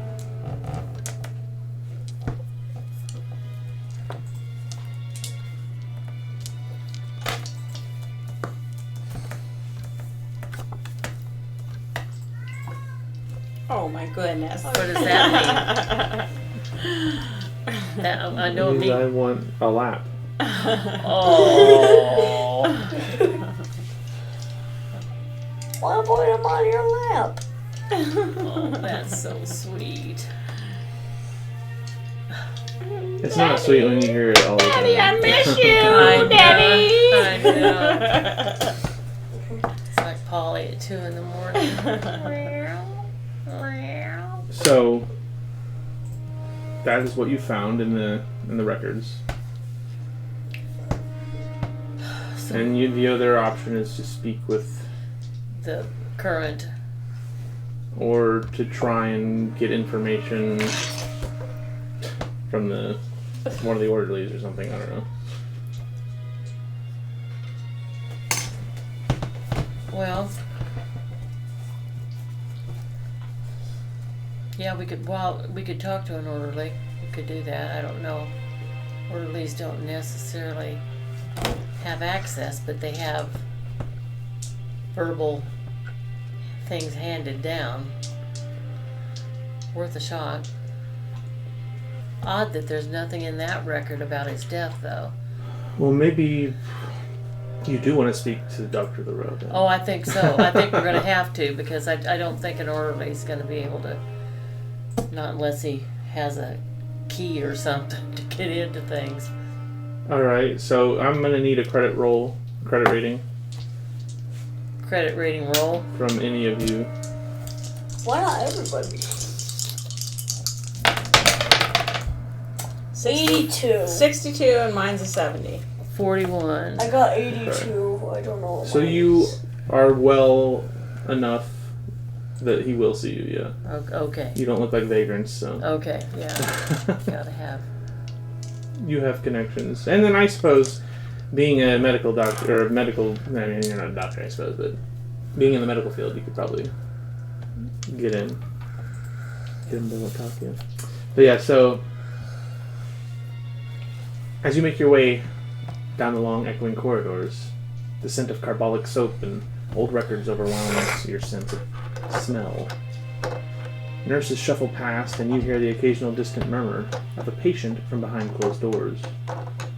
The path to Dr. LaRoe's office leads you through an older section of the asylum, its high windows letting in slanted afternoon light that does little to dispel the creeping gloom. At last, you step into the anteroom. It is stark and efficient, save for the several open crates stacked near the wall, signs of the asylum's recent upheaval. The secretary to the acting director sits behind her desk, her sharp eyes flicking up at your arrival. I think she means business. She's a bulky woman, her heavy woolen shawl adding to her imposing frame. A woman of quick intelligence, she is not one for small talk, and barely acknowledges you, her pen scratching busily across the ledger in front of her. And make me, as you head into the office, make me a spot hidden roll.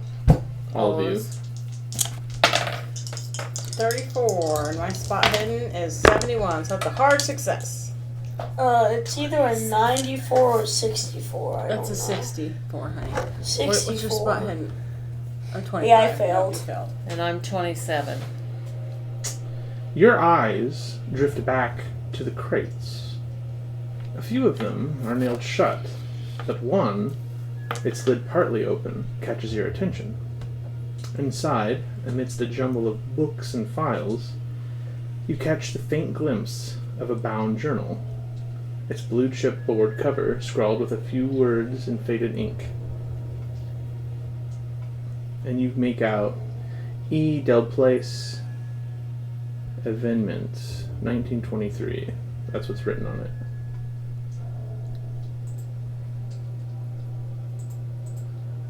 So you continue into to speak with Dr. Leroux. Well, actually, you're just gonna have to wait a little bit. So you sit down because he's With somebody. yeah, she's like, tells you to wait. And she, at some point, abruptly stands, smooths her skirt, and leaves.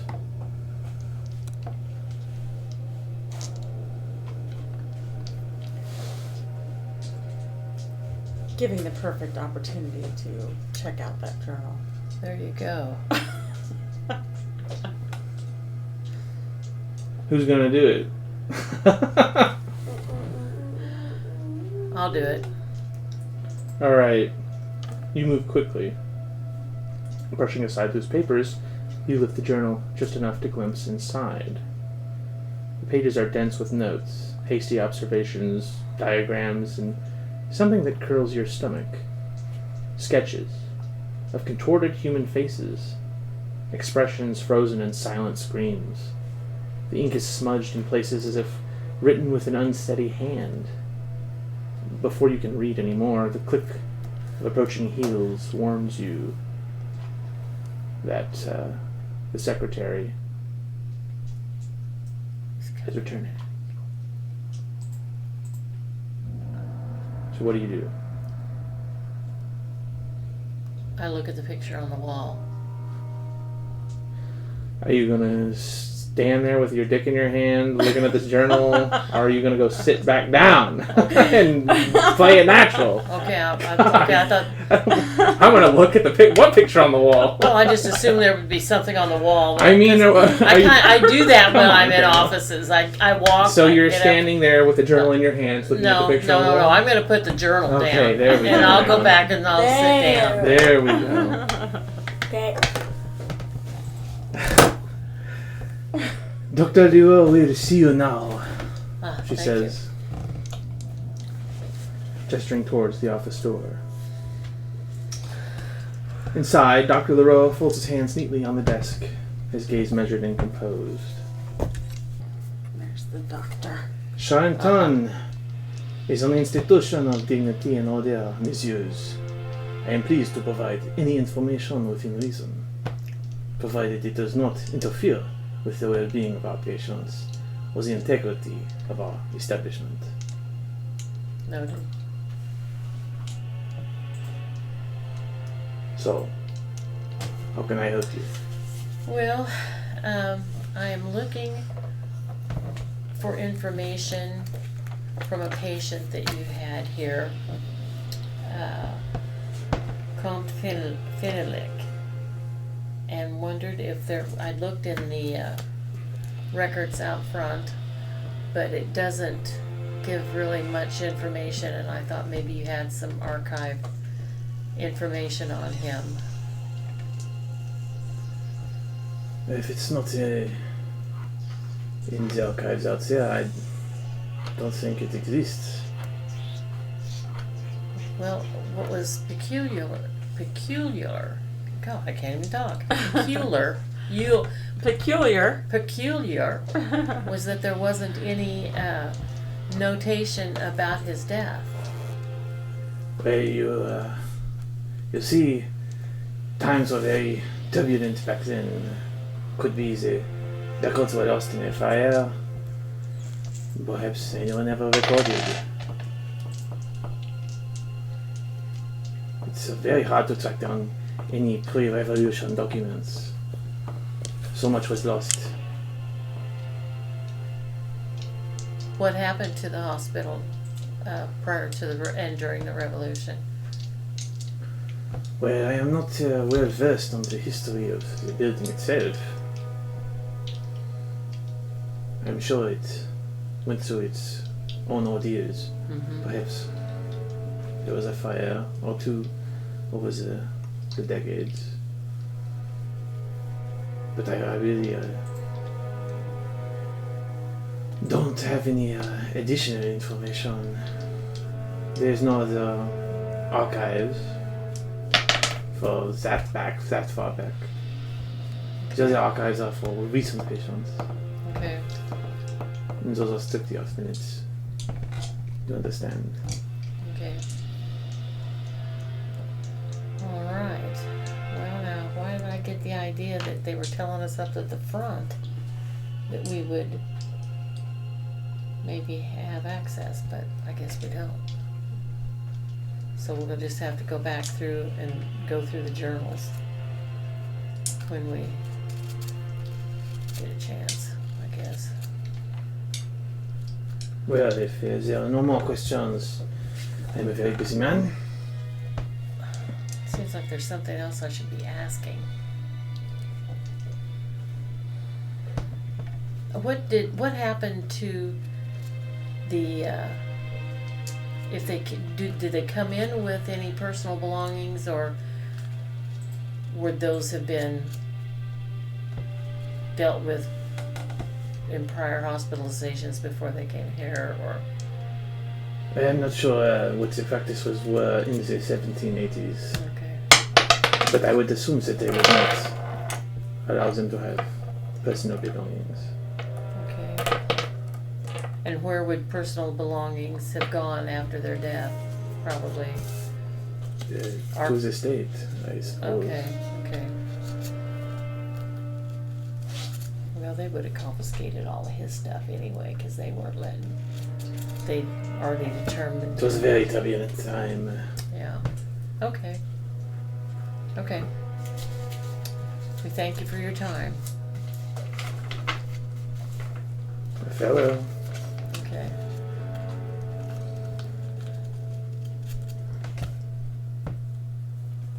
So he calls, Madame Dunya, please escort our guests out. The business is concluded. And she comes and walks you back out into the hallway.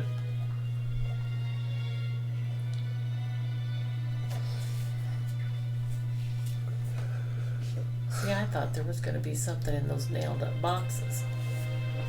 Well, you don't know unless you look, you know. So we've got to somehow. But you already found one thing. I mean, What was in the open box? yeah. Mm-hmm.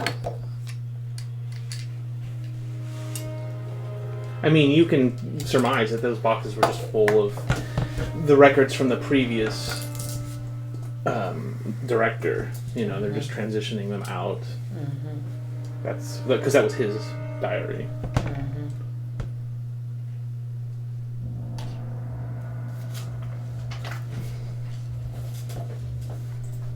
Well, back to the bibliothèque, I guess. Are you done here? I don't know. Well, I'm trying to think of how we could. Access this records. Yes. Yeah. At least in the box that was open, or take the one journal, that. yeah. Yeah.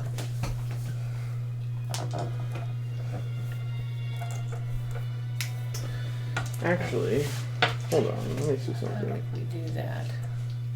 Oh, we forgot something. You know, go in. Oh. I was supposed to give you this. When you looked at the journal. There you go. You read that. You opened the page. You read a few entries, and that's what you've read Okay. before she walked back in. The Journal of Dr. Del Place. Excerpts. Entry. A dismaying event last night. A male nurse, one Guinard of 4th Ward, entered the cellars without authorization, and there, after suffering a painful wound to his right arm, collapsed. Another nurse, P. Mandrin, investigated Gunnart's absence and after some time discovered Gunnart on the floor in severe shock. Treatment was prompt and effective, but upon regaining consciousness this morning, Gunnart began raving to me about being attacked by a dead man.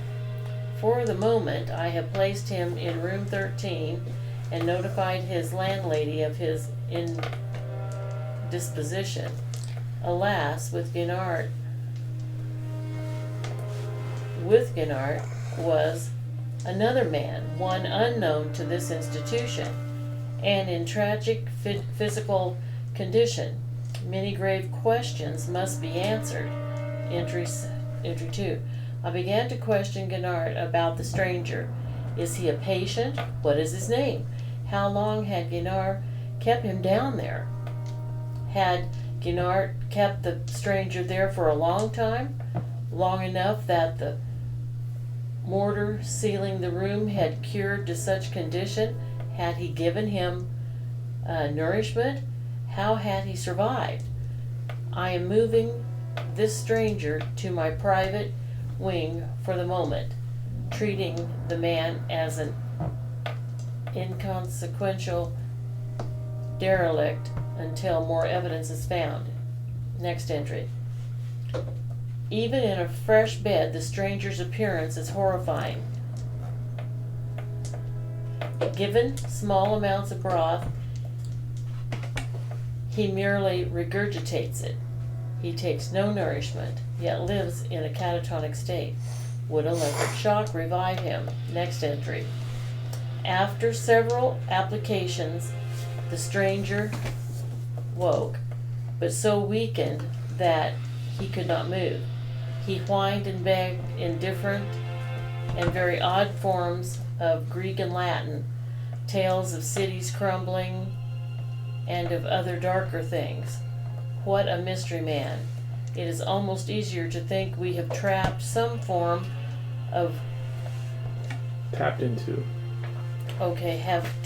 into some form of group mind or racial memory. After a few inconsequential notations, the journal ends. All the entries opened are dated just before DePlace's death. Okay, so this is a huge clue. Mm-hmm. Now it means we got to go down into the basement. It may be, who knows, maybe Fenelon's still alive in some kind of a weird coma of some kind, right? And that's what made me think as I read it. Yeah. Wow. But he also said he moved him to his own different wing. room, yeah. Yeah, moved him up to a wing. Well, there you go. Check there first, but I doubt if he's. They're not going to keep a dying man who lives. And one of the orderlies was attacked. That's another pretty big piece of info. Yeah, so definitely That you kept mispronouncing his name, Guimar. Okay. Weimar. It's like wee man. Are you sleeping? No. I'm doing this. Oh. Guimar and Paul Mandarin are the two names of orderlies that you now know. Paul Mandarin, or P. Mandarin and Guimar.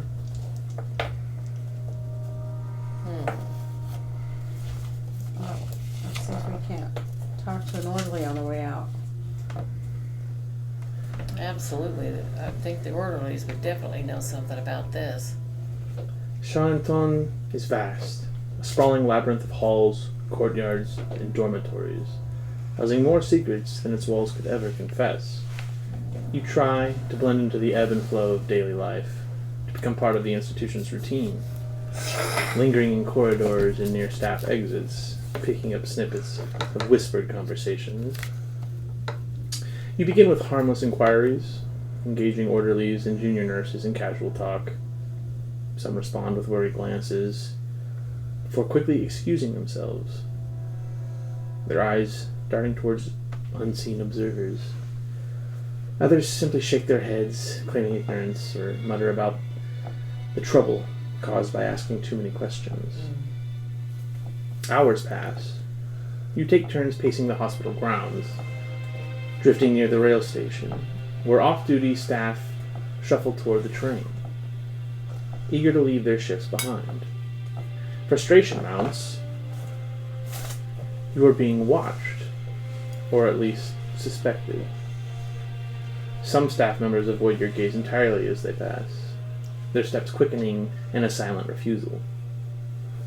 At midday, you take shelter at a cafe opposite the hospital, nursing cups of bitter French coffee. Through the window, you observe Charenton's employees spill out onto the streets, heading home or stopping for a smoke, a drink, or a moment of peace before returning to duty. It is then that you spot him. A pudgy man, in his early 30s, his coat hanging unevenly on his shoulders, his hands fidget as he hurries towards the rail station, checking the time on a pocket watch. You intercept him before he reaches the platform. He stops mid-step. So, how do you approach him? This guy. Who? The The man I just described. Pudgy paying man. attention. No. Pudgy man? Yeah. He clearly works there. He's an Yeah. orderly. He's talked to a lot of orderlies. Oh, no. What do you say to this guy in particular? I bet you're glad to be going home. Oh yes, of course. Hold on, I lost my friend's accent. Long day, huh? Ah, it was so long day I forgot how to speak in French. There we go. Oh, gosh.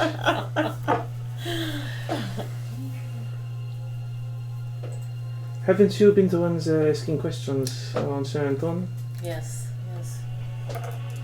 Tell me, what is it you're looking for? Well, we're looking for a man long since gone. Fenulik was a patient here, and I did a preliminary search of the records out in the hallway, but it doesn't give a death date, and I was just trying to see if anybody had ever heard of him, or And what is your name? I'm Dr. Smith. I'm an archaeologist. Oh, nice to meet you. My name is Paul Mandarin. Nice to meet you, Paul. Well, that sounds like a wild goose chase. Well, it may be so, but as an archaeologist, he had access and owned some artifacts that I'm just very much interested in, and I do not know where his personal belongings went after his death. So I'm just trying to find out if there was anybody that might have heard. Well, it sounds like it happened a long time ago. It did, and your director told us that it's been so long that maybe there was, not any way that we could retrieve that information. But then I heard that there was an orderly who had been injured, and I was most concerned about that. Mandarin hesitates, licking his lips, and glances around at the street, as if weighing the risk of being seen with you. Mm-hmm. With a sharp exhale, he nods once, motioning towards a cafe further down the street. Not here. 20 years. We talk at Le Pont Rouge. He mutters, already moving, and he walks down the road towards the cafe.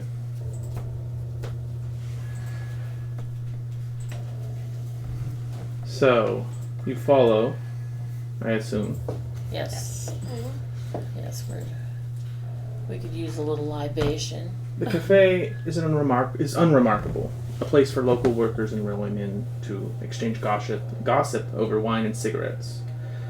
Mandarin selects a table in the back, away from the windows, where the scent of strong coffee and frying onions hangs. Thick in the Fried air. onions. He orders a bottle of wine. You settle in, and Paul Mandrin, now visibly more relaxed, swirls the deep red liquid in his glass before taking a long sip. This is much better. Good company, good drink. Much better. Better than the halls of Swanton. That place, it knows it, the man. He takes another sip, his fingers tapping against the rim of the glass. So you want to know about their place? If you don't mind. Yes, I suppose, and the orderly, what happened there. And I suppose you'd want to know about him too. Everyone does. Even if they don't ask. But no one in Swanton will say a word. Not if they want to keep their jobs. Their place played with fire. He was obsessed with pushing the boundaries of electroshock therapy. He called his machine a breakthrough in modern treatment. Tuh. Breakthrough. It was a goddamn monstrosity. Grand Guignol, more suited for the stage than a hospital. They say it could fire man's brains in seconds. And that night it did. Pauses, glancing at the low-burning lanterns around the room, as if to make sure no one is listening. I believe Del Place died from a malfunction during treatment. Luo took the body away the very next morning. I didn't want anyone to see it. Didn't want questions. But there were whispers. Whispers that the patient he was working on died too. He takes a sip of his wine before setting his glass down. You know, I always thought Del Place was a bit peculiar. Driven, brilliant, certainly. But there was something about him, something feverish. He leans in closer. The week before his death. He barely spoke to anyone. Spent all of his time locked away in his private wing, obsessing over one patient. Which one? No idea. But something changed after Guimar's incident. Maybe it was a coincidence, maybe not, but I know this. After that night, Del Place started making new observations, filling notebooks, ranting about the mind, about dreams, and then nothing. No patient, no records. The room where he kept them, empty. He shakes his head and lets out a breath through his nose. I still can't see him. You know, I still can see him. That the night he died, I was leaving for the evening. And there he was, pacing the corridor, lost in thought. I said good night, like I always did. And he barely noticed me. He stopped in his tracks, stared at nothing, and whispered. His voice lowers, almost reverent. It is within my grasp, Mandarin. Each of us holds the key to our whole racial memory. In our dreams we speak languages we have never known. Soon I shall have the proof. Okay. He exhales sharply and picks up his glass again, knocking back the last of the wine. A few hours later, he was dead. Whatever proof he found, it burned with him. He rubs at the fresh scratches on his cheek, wincing slightly. Lets out a dry chuckle, shaking his head. Yes, it is dangerous work.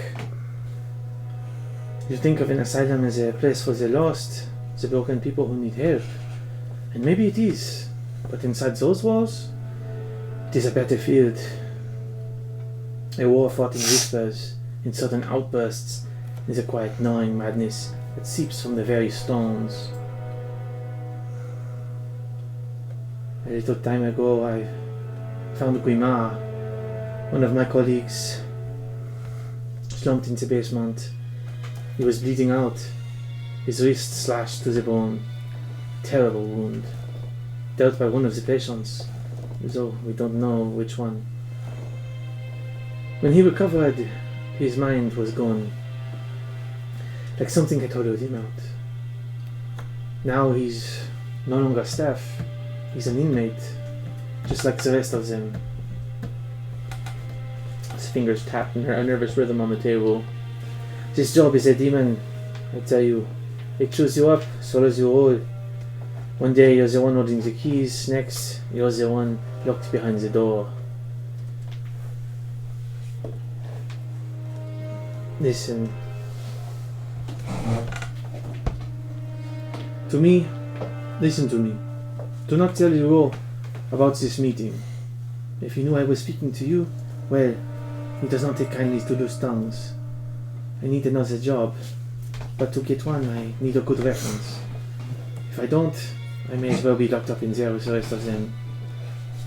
He sighs, rubbing a hand over his face. Whatever madness that place was chasing before he died. It left its mark on Charlottetown. I suggest you tread carefully. Well, thank you.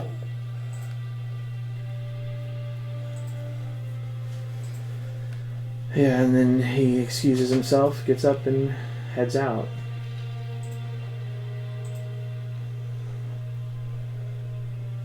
So, we're gonna end it here. Okay. But before I do, I want to ask, what's the plan? Do you know where you're going after this? Do you know what to do? To the hotel, probably? Other than going back to the bibliothèque? I feel like we need to get into them crates. Yeah. Yeah, there's a lot of stuff in there. Well, and maybe this man can help us get in and get that stuff. Mm-hmm. Yeah, I'd say we make a deal with this guy and see if we can't. He's already left. Okay. Well, I mean, and he doesn't want to lose his job. Yeah, I mean, I know it. He's just explaining that to you. yeah.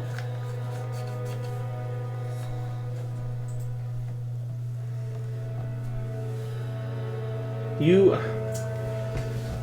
man, I'll tell you, you've already found the clue.